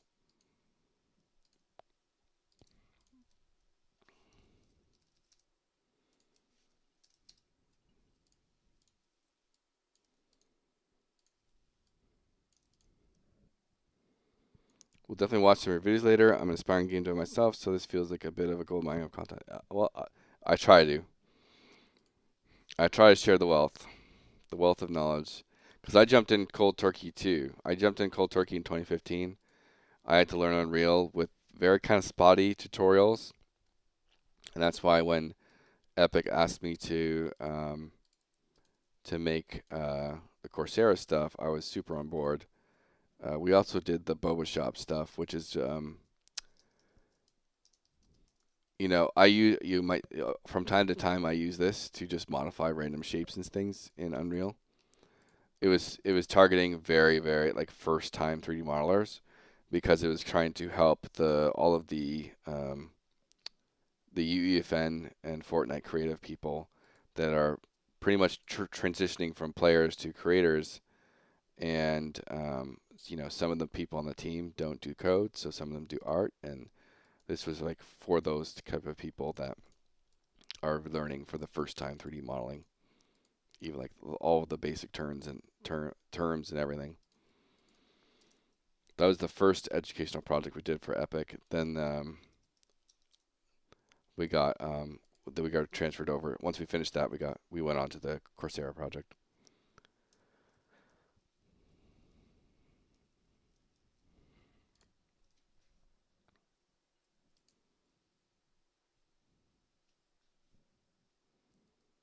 And I always do my best to, if you have any Unreal game dev related questions, I do my best to answer them. I'm busy, but if you message me in Discord through a DM or through through Vertical Third Discord or the Ruins of Tearyn Discord, I will do my best to answer in a relatively decent time frame.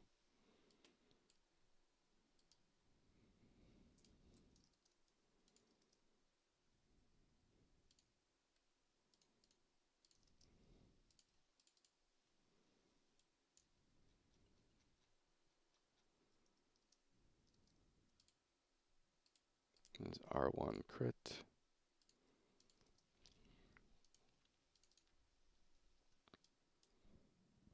I won't lie, I haven't used it much. I haven't used Unreal much. I'm learning C++ and making a headless sim engine that would be totally engine agnostic, though I'll use UE once I'm there. Really appreciate the offer. Yeah, cool. And just so you know, I built this whole thing with blueprint code. My entire vertical third is all blueprint code. I know blueprint code gets a lot of kind of shit talk sometimes, but it's incredibly good to work with. And as the saying goes, blueprints is just very, very, very fast to work with. And if you ever hit a performance wall, that's when you is an interface for Unreal. It's entire code systems. So I'll show you. So up here I have like the MMO content, which is stuff I've made specifically for this MMO. But down here is my vertical third folder. And so this is all the stuff I had pre-built. And so you take the character component or the character class, right? and normally that gets gigantic, right? So I've broken it down into character components. So you have the action manager handles loading and cooldowns and those related stuff for players and AI. You have your a few AI components for combat, logic, movement, and threat, animation component, crafting, death, experience, craft data, input, inventory, loot, mesh VFX, it's basically cosmetics, progression, which is like talent trees and stuff, questing, scoreboard, statistics, targeting, team, user interface. There's a bunch of in-between stuff here. I have spawners for, actions or abilities, for AI, for loot after you kill a character, loot for the world itself. Then if you look down here, you can see all of these are all the pre-done widgets I've done, or user interface stuff, things I've done. And so then there's obviously loot, I have a full loot system and all that stuff. And it follows like the coding principles of keep your data separate from your code, right? And so all of this is blueprint code. So if I open up the statistics, right, I'll show you my big, here's my big stat change code for like a giant. This is like all my giant, health formula for this top part here is my giant formula for, calculating damage, and it goes all the way over here. And so it's doing crit, it's going different resistance checks, it's doing healing, it's doing like a ton of different thing, applying, sending client data stuff for scrolling combat text. Then it's obviously gets to the end, it's starting to get into death code, all that stuff. And the 99% of this was already done with vertical third. And everything down here is everything not health current related. And so these all follow a similar pattern, right? And so that's the type of thing where, and all of my stuff is set up through structs, which they're built with data tables, which break down into structs, into code. And so when I open up, again, this is an ability. It's just a very designer-friendly way of doing, showing all the different things you can do in the vertical third combat system. And you have like your base setup, telegraphs if you want them on or not, if it's channeled, the cooldown, if it affects your move speed, if it has input requirements like holding down a button, or if it locks, like animation locking, what type of targeting you want to use, if it's got a positional requirement like a backstab. And you're setting all these three things through just drop-down menus, simple number changes, check boxes. This is me setting up the UI icon right here, and setting the stat changes, and the stat changes are a different type of data table. But these are basically the instructions that are designer-friendly for the code to go do its thing. That's kind of the very simple way of looking at it. So it's effectively, you could call it a plugin, game architecture. And so, but when you download Vertical Third, it'll be started as its own project type thing. And so you come with basically you'll come with just this folder in your project. And then you have a bunch of example levels and stuff.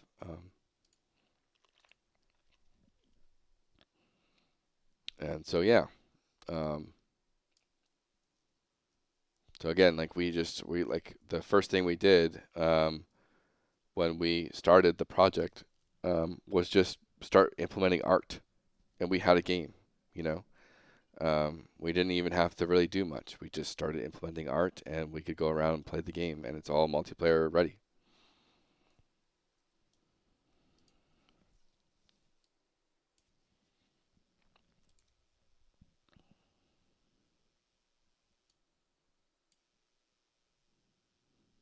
Okay. Snapping my hamster brain back here. I did those.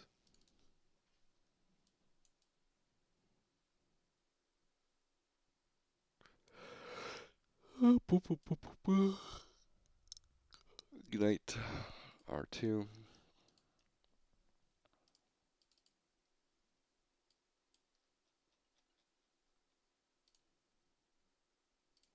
R2 crit.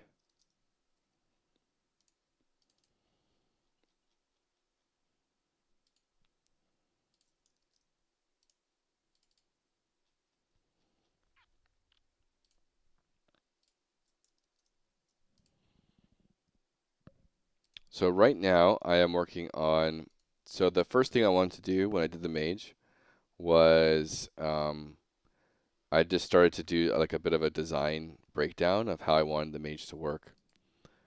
Do you already have an idea of how many spells a class will have on average? Oh, tons. So you're limited to 8 buttons, right? But because of my rotation ruin system, you could technically have up to 48 abilities on your bar. And so, because again, each button has R1, R2, R3, and then they also have crit R1, crit R2, and crit R3, right? So each ability technically has, each button technically has 6 different potential abilities. Now, 48 abilities on 8 button bar is a little bit hard to hold in your head. So my current philosophy is a lot of them you typically will have one base ability with a crit version of it. And so, like I mentioned with the Enchanter, you'll have a tank pet, and then the crit version will be a better tank pet. So it's a little bit easier to hold in your head of everything going on. But some classes have completely different abilities on their bar. I can briefly quickly show you the warrior.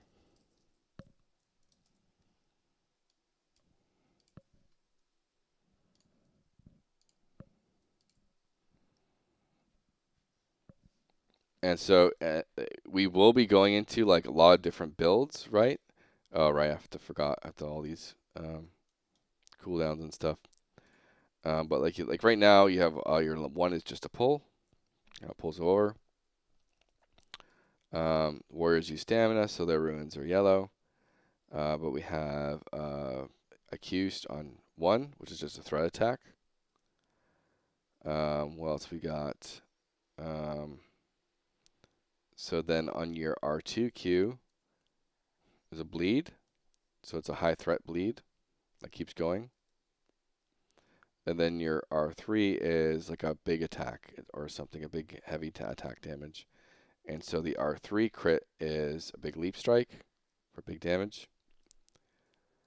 And then the base one is actually a double attack. And you see that the crit one actually crit. This one is just double attack, no crit. Goes into, then we have like your shift, right? Now this one's a little bit longer cooldown, but your first one will,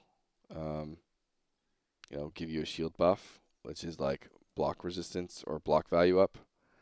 But then you have other ones. You have like magic resist up, and then a resist to everything up. You have an enrage, or that's the AoE threat on that one. That's 2, which some of these have longer cooldowns, right?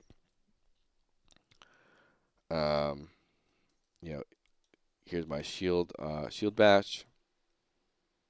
So that did a silence because it was a crit.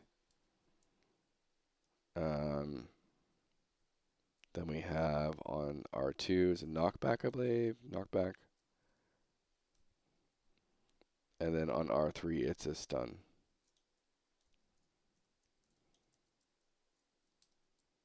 So it's like everything's kind of morphing depending on what a lot of situational use stuff, Then we think of this one as that's like a armor debuff.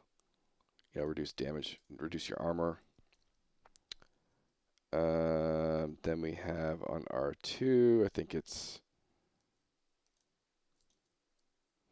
that is the power debuffs. They deal less damage. I think I can do the AoE. So, and like you saw there, that one was single target. The crit version of that is AoE. You know, so like a lot of different variants of that nature. And then the third one is snare. And so the basic snare, single target, again, kind of short. But then if we get our crit, it should be an AoE snare as well.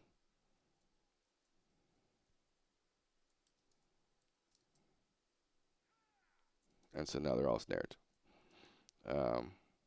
So, and then we have on R is like stagger stuff. So you have, we have stagger in the game, which kind of goes back into the fact of we want you to be, when you hit things behind the target, they take 20% more damage. And then they also take, when they get staggered as well, they'll take 20% more damage. And so it's the idea you want to be in the right place at the right time with the right spell loaded up. You know, have your big fireball or your big damage ability when it's about to be stunned or staggered, get behind the target, and then get your big bonus damage kind of in. And that goes back to the idea of not being a button mashing game. We're trying to be a strategic game that, you know, you need to be cautious of where you are, your environmental awareness, your game knowledge, what your abilities you're pressing, making sure to press the right ones at the right time, all these factors, and not just button mash and things.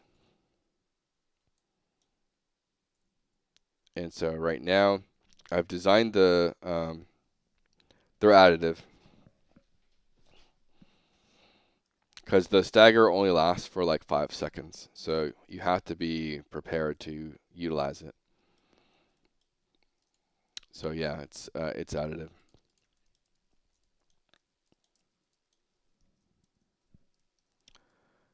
So I've designed the core of the mage, right? The core of the mage is you have your standard fireball, which increases in damage and power and stuff as it goes up. Another thing about the ruins is the identity of each ruin. R1 is like your standard, very efficient, damage efficient, spell. So it's going to be like damage per mana value is going to be the best, but it's not going to be time efficient. And so R3 is going to be more burst oriented, and you want to use your R3s when things are staggered versus R1s to get the most value out of them.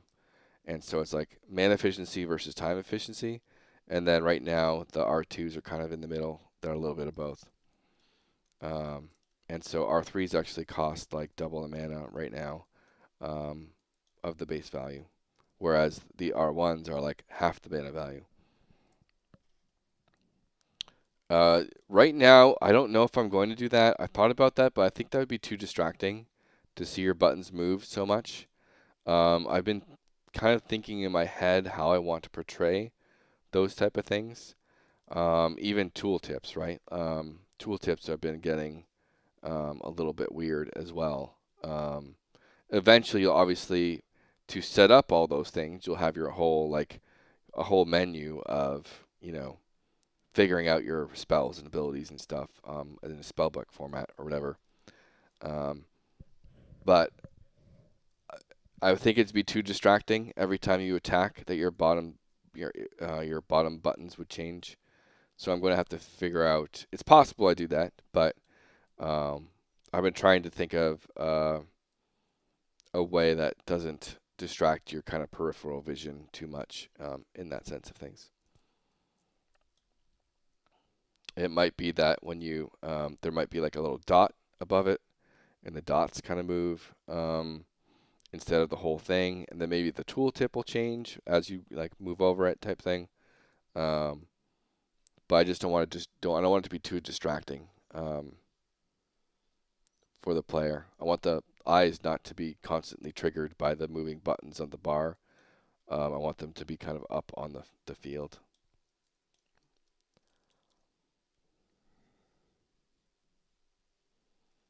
So it's kind of like a UI UX problem that I still have to figure out.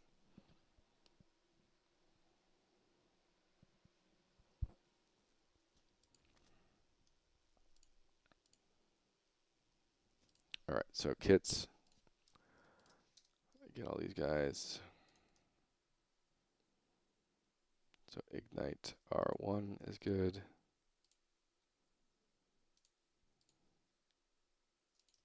R2.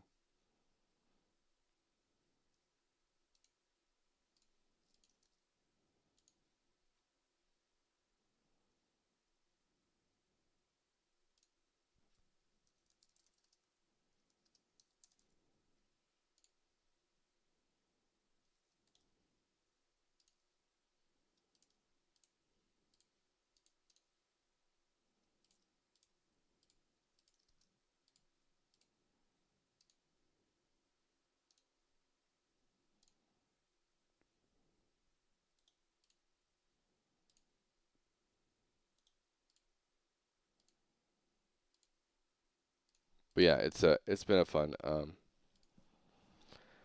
Yeah, that's a good point. It would be a minor visual changes, but then what's the real point? Yeah, it's mostly just becomes distracting.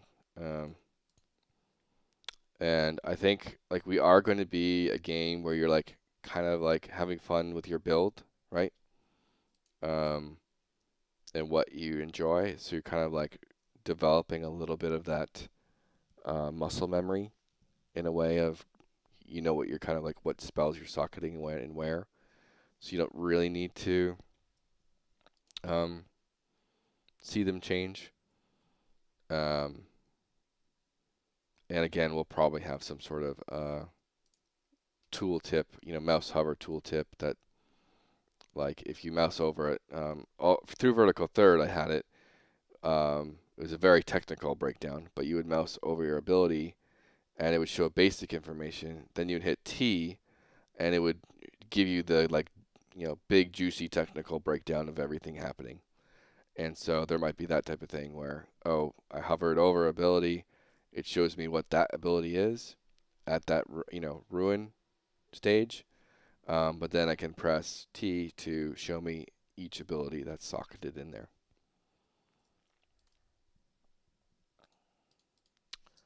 Okay. I need to modify these slightly.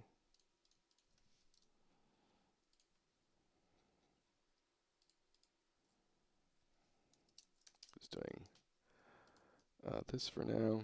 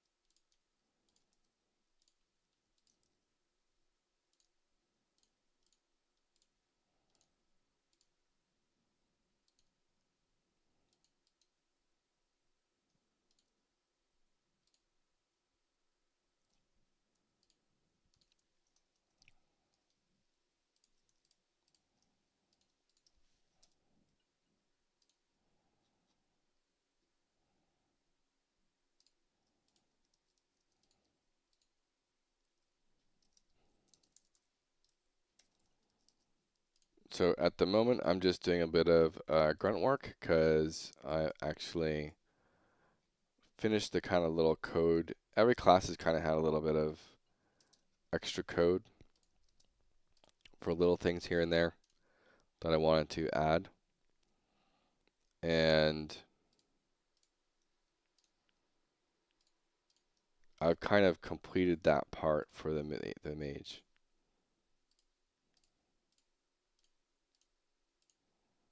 And so now I'm doing a little bit of grunt work on implementation.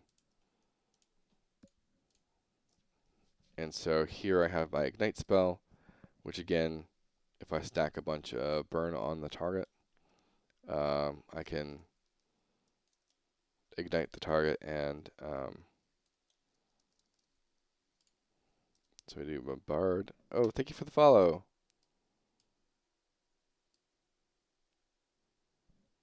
Kim Jong Slim Dong.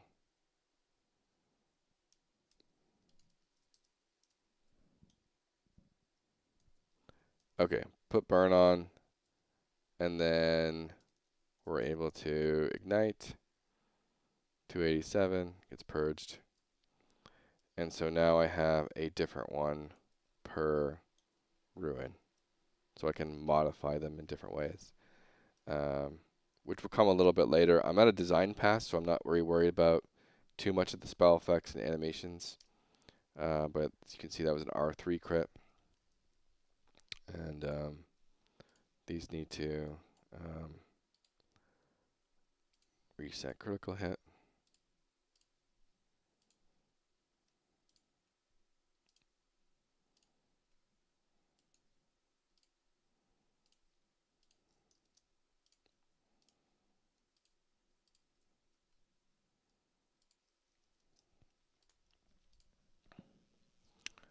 Okay, so that's that one.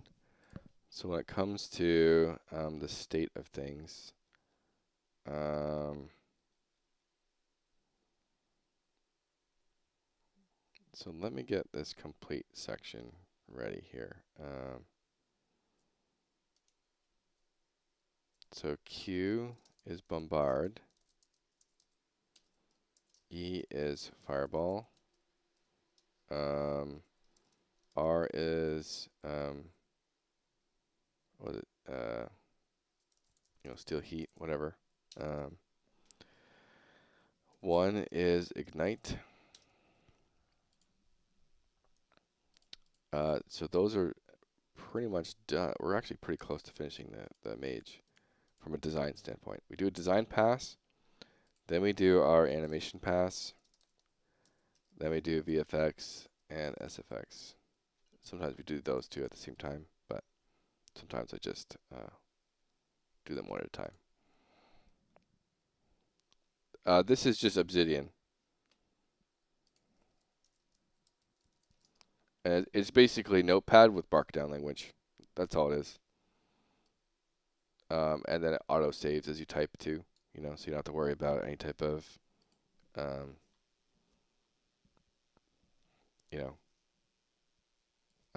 crash or something, not saving your work. It is local though, unless you do Obsidian Sync, which is like $5 a month or something. But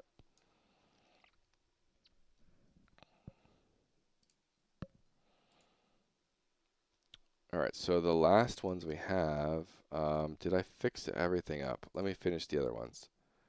So we did ignite. I think I already have bombard done. This one's done. Yep.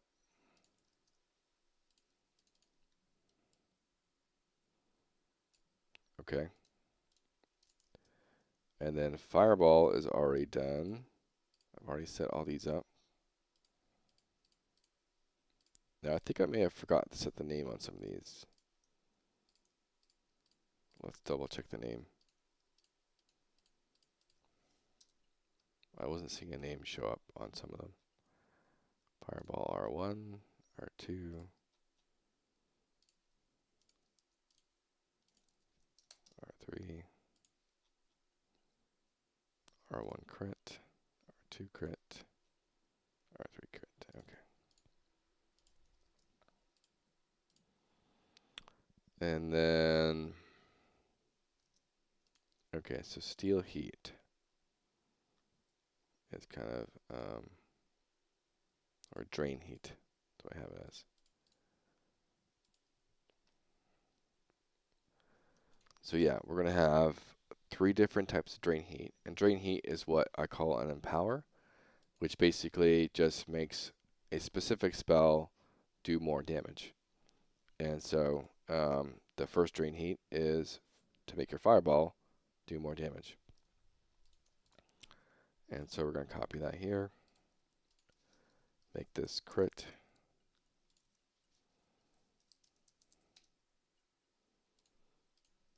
And we're going to name this Drain Heat Fireball.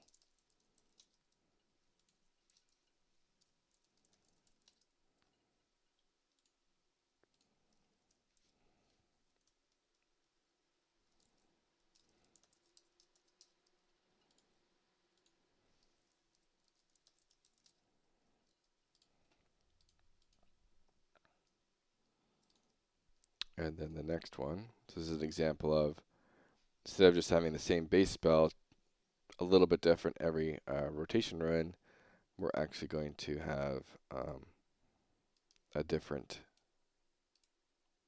spell every run rank. So the first one gives your Fireball more damage. The next one gives your Burn to deal more damage.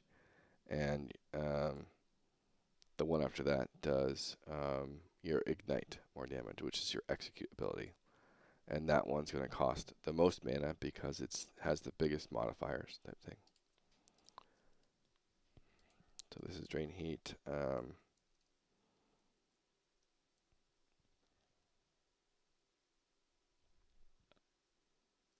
Burn.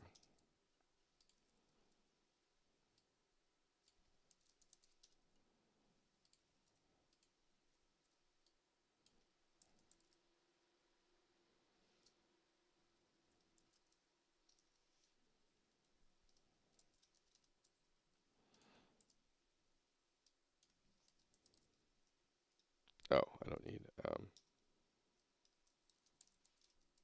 R2. Great.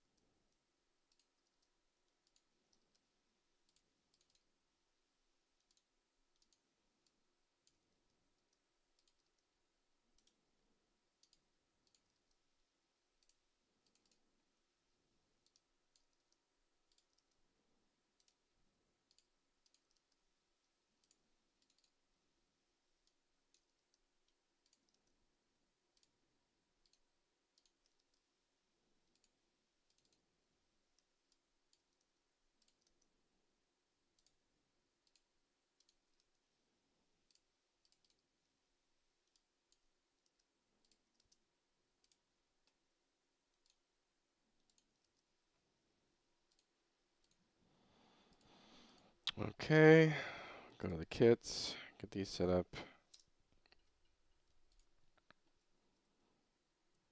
So this one is Fireball R1, R1. It's good.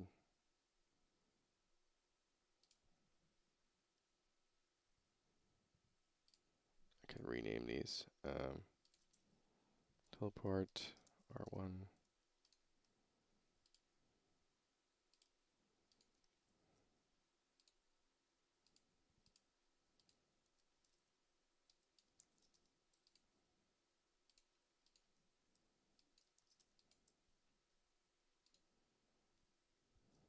Excuse me, sneeze.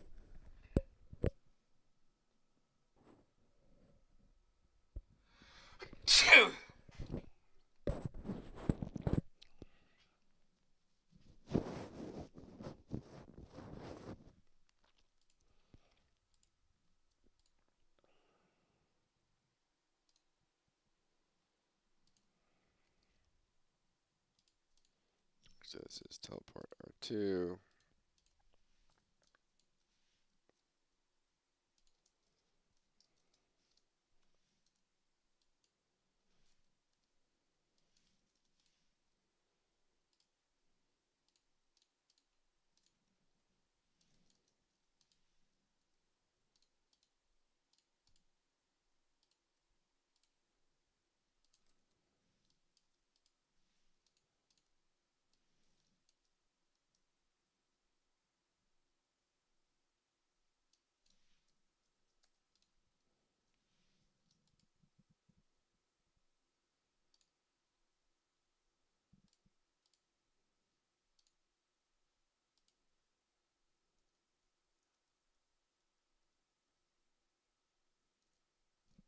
Okay.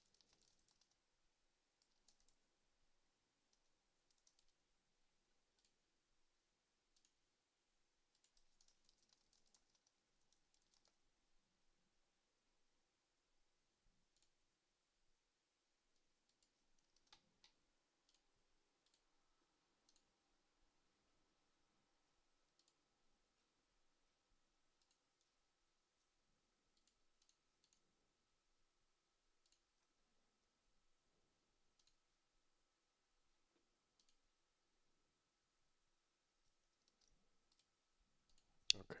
I think that's good there.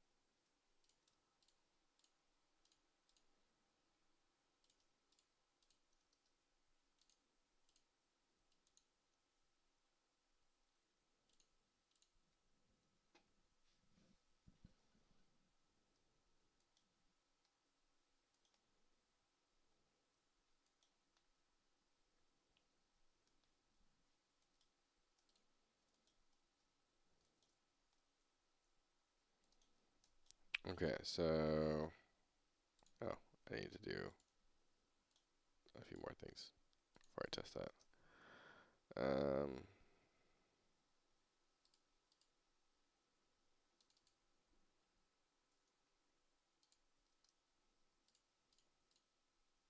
think I did these already, right? Yep. But now we need to do the names.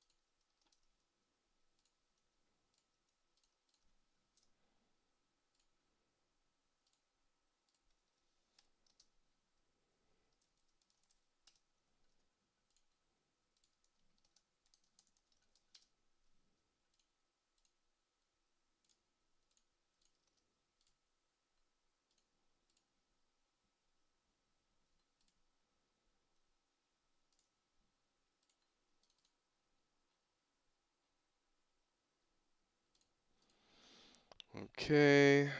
Did I do bombard properly?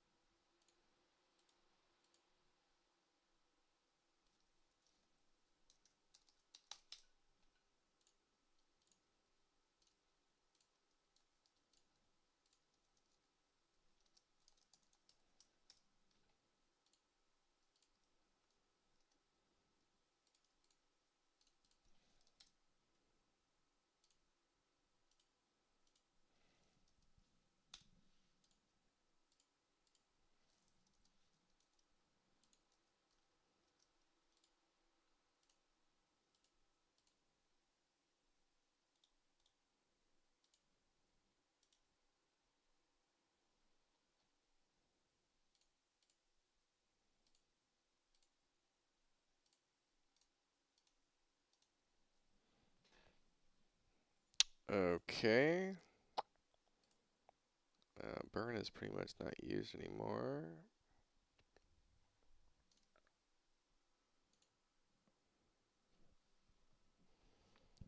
So as far as the last spells to do at the moment,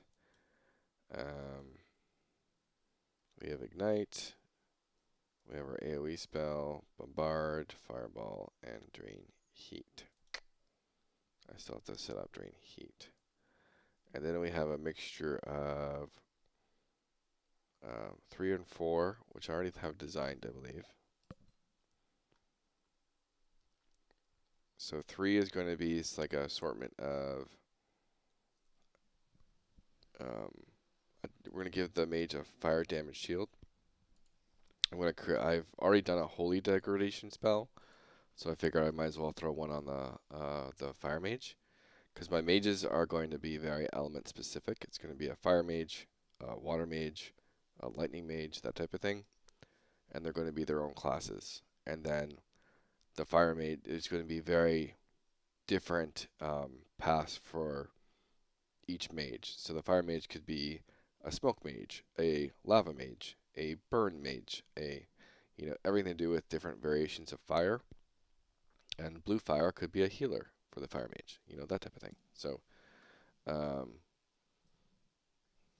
that's kind of how I'm setting up the caster roles a little bit. It's a little bit influenced by Final Fantasy, obviously.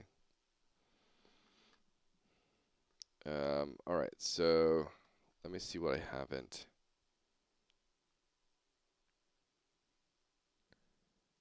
done yet. So this is kind of, okay, I'm going to delete everything that's kind of done.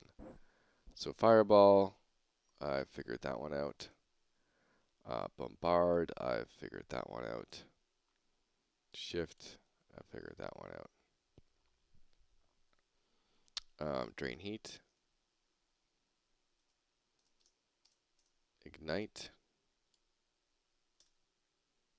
And this is kind of already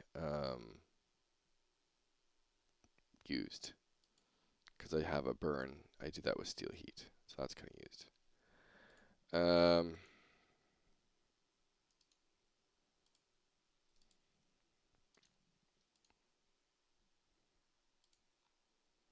we have one more AoE spell.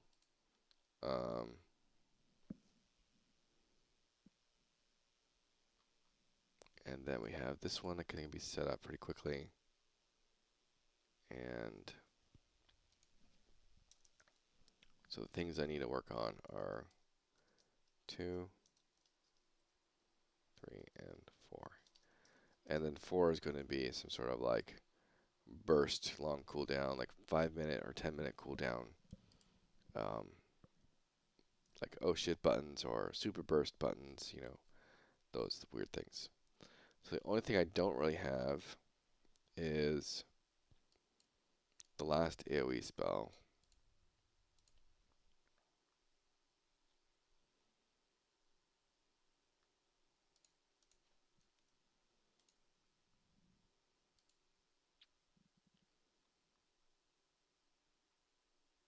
Okay.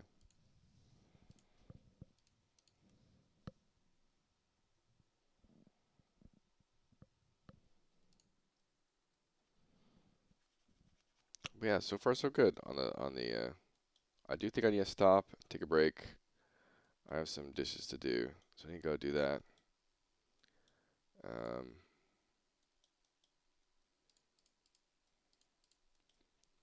I got the core of what I want done today, which is making sure Empower is working properly. And Ignite.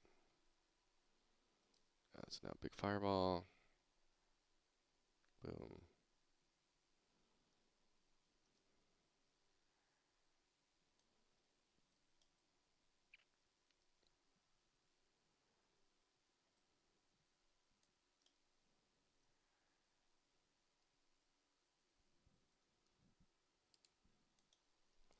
Okay, well, yeah, I think I'm good. I don't have too much left on the kit, and then I'm at the animation stage.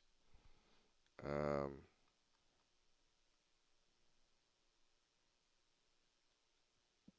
then technically Blink, I do need to make current versions.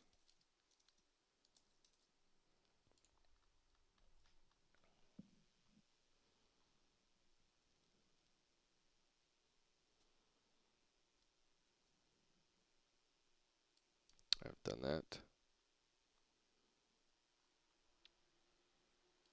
I've done that.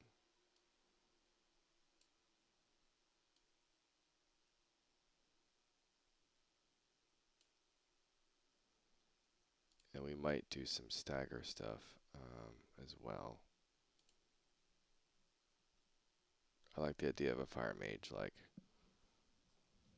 maybe the fireballs apply a little bit of stagger. Because right now, only the warrior applies stagger.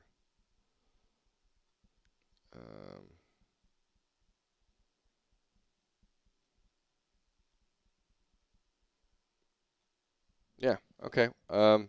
Thanks everyone for watching. A nice little, core group of people there that came by, said hello, got to know more about the game. Let me do a little bit of a update here and submit. Is it going to make me do the Paragon stuff?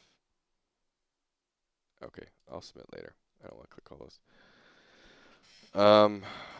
Again, would love a whole bunch of people to come show up, tag your friends, and play test next weekend. Not this weekend, but next weekend. Starts on the 28th, ends on like the 31st. And we're going to be recording a bunch of stuff and trying to get trailers, updated. So the more people, the better. And at the same time, we're going to be testing our servers and trying to see how many players we can fit into a single zone.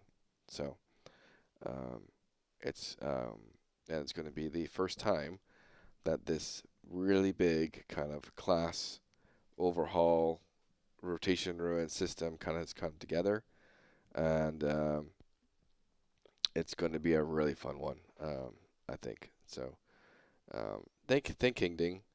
Thank you very much for stopping by and talking. And again, if you ever have any game dev questions or whatever, let me know.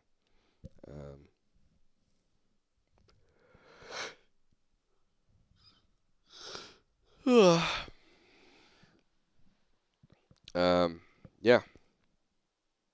And again, like we've been around for some time now in the Unreal community, and we're really trying to get this thing funded, somehow, some way.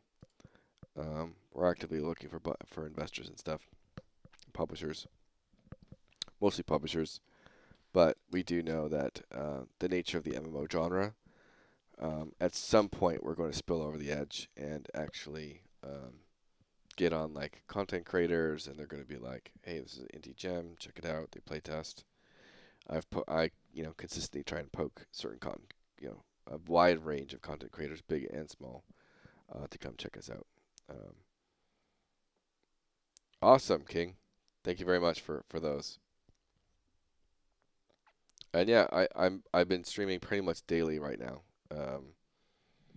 and so I'm obviously trying to finish these classes uh, before the 28th.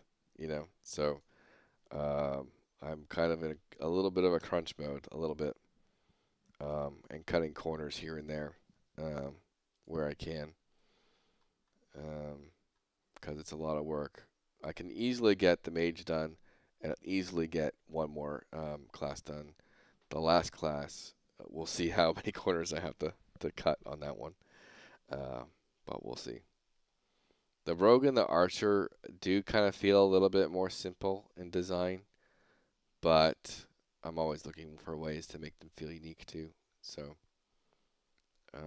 and then I do care a lot about polishing the animations and VFX with what I have, and that's why the Warrior, like almost every button the Warrior presses is a different animation with different effects, and so I'm trying different things to elevate the polish level.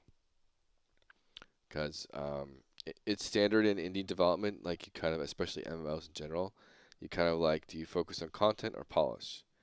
And so we're kind of in the area of we want to focus on polish. We'd rather have less to do in the game, but it feels really kind of buttery smooth and interesting as we kind of go through this pre-production phase. And that's why we're very limited to the newbie yard, the next leveling area, which is I think Emerald Rivers, and then the dungeon. And that's kind of like the scope of our levels for quite some time.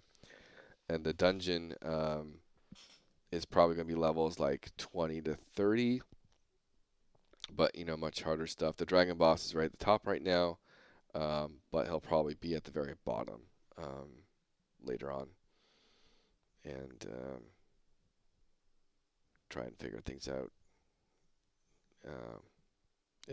I'll probably go 20 to 40 or something, maybe. But yeah. Yep. So like we're pulling all sorts of different animations. I've pulled obviously a ton from Mixamo, but I do a ton of animation modifications. I don't just take it stock.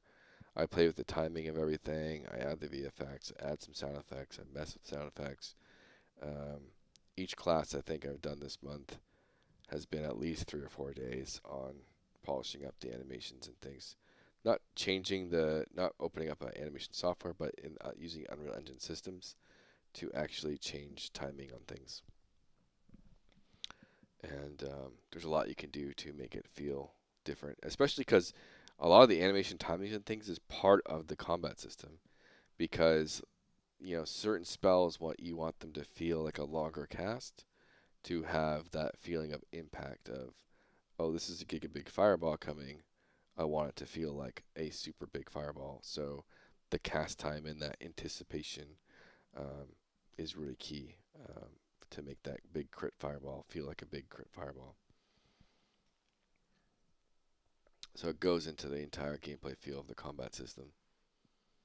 And so I'm really trying to, this is like the month of, this is our combat system. It's different from everything out there. Come check it out. Come take a look. Let me know what you think. Let me know what the feedback is. Because like right now, again, you have your core little kit of 8 spells and stuff with different variations. But in the future, each class might get 100 different abilities. With equipment that modify those abilities in different ways, with talents that modify those in different ways. And so it's going to be very create a fun build based around your class type thing. We're very, very, because we're a slower based combat game, we're kind of like, we're building for fun classes to play.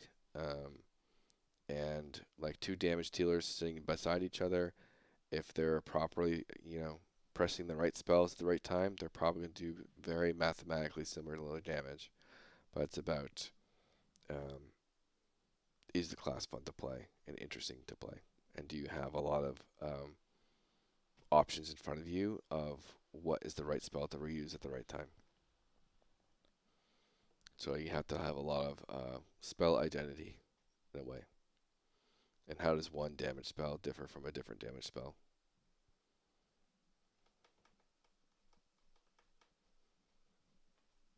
But anyways, that's I could yap about this stuff forever. So I will be back tomorrow. I need to get like an hour or two of dishes in, and then probably eat something along with that, and go to bed. So once again, see you around. I'll be back tomorrow for sure, so I can get my stuff done in time. It's going to be it's going to be cutting it close because I typically like to try and get a full day of like my own testing on either locally or whatever before I actually have the servers go live.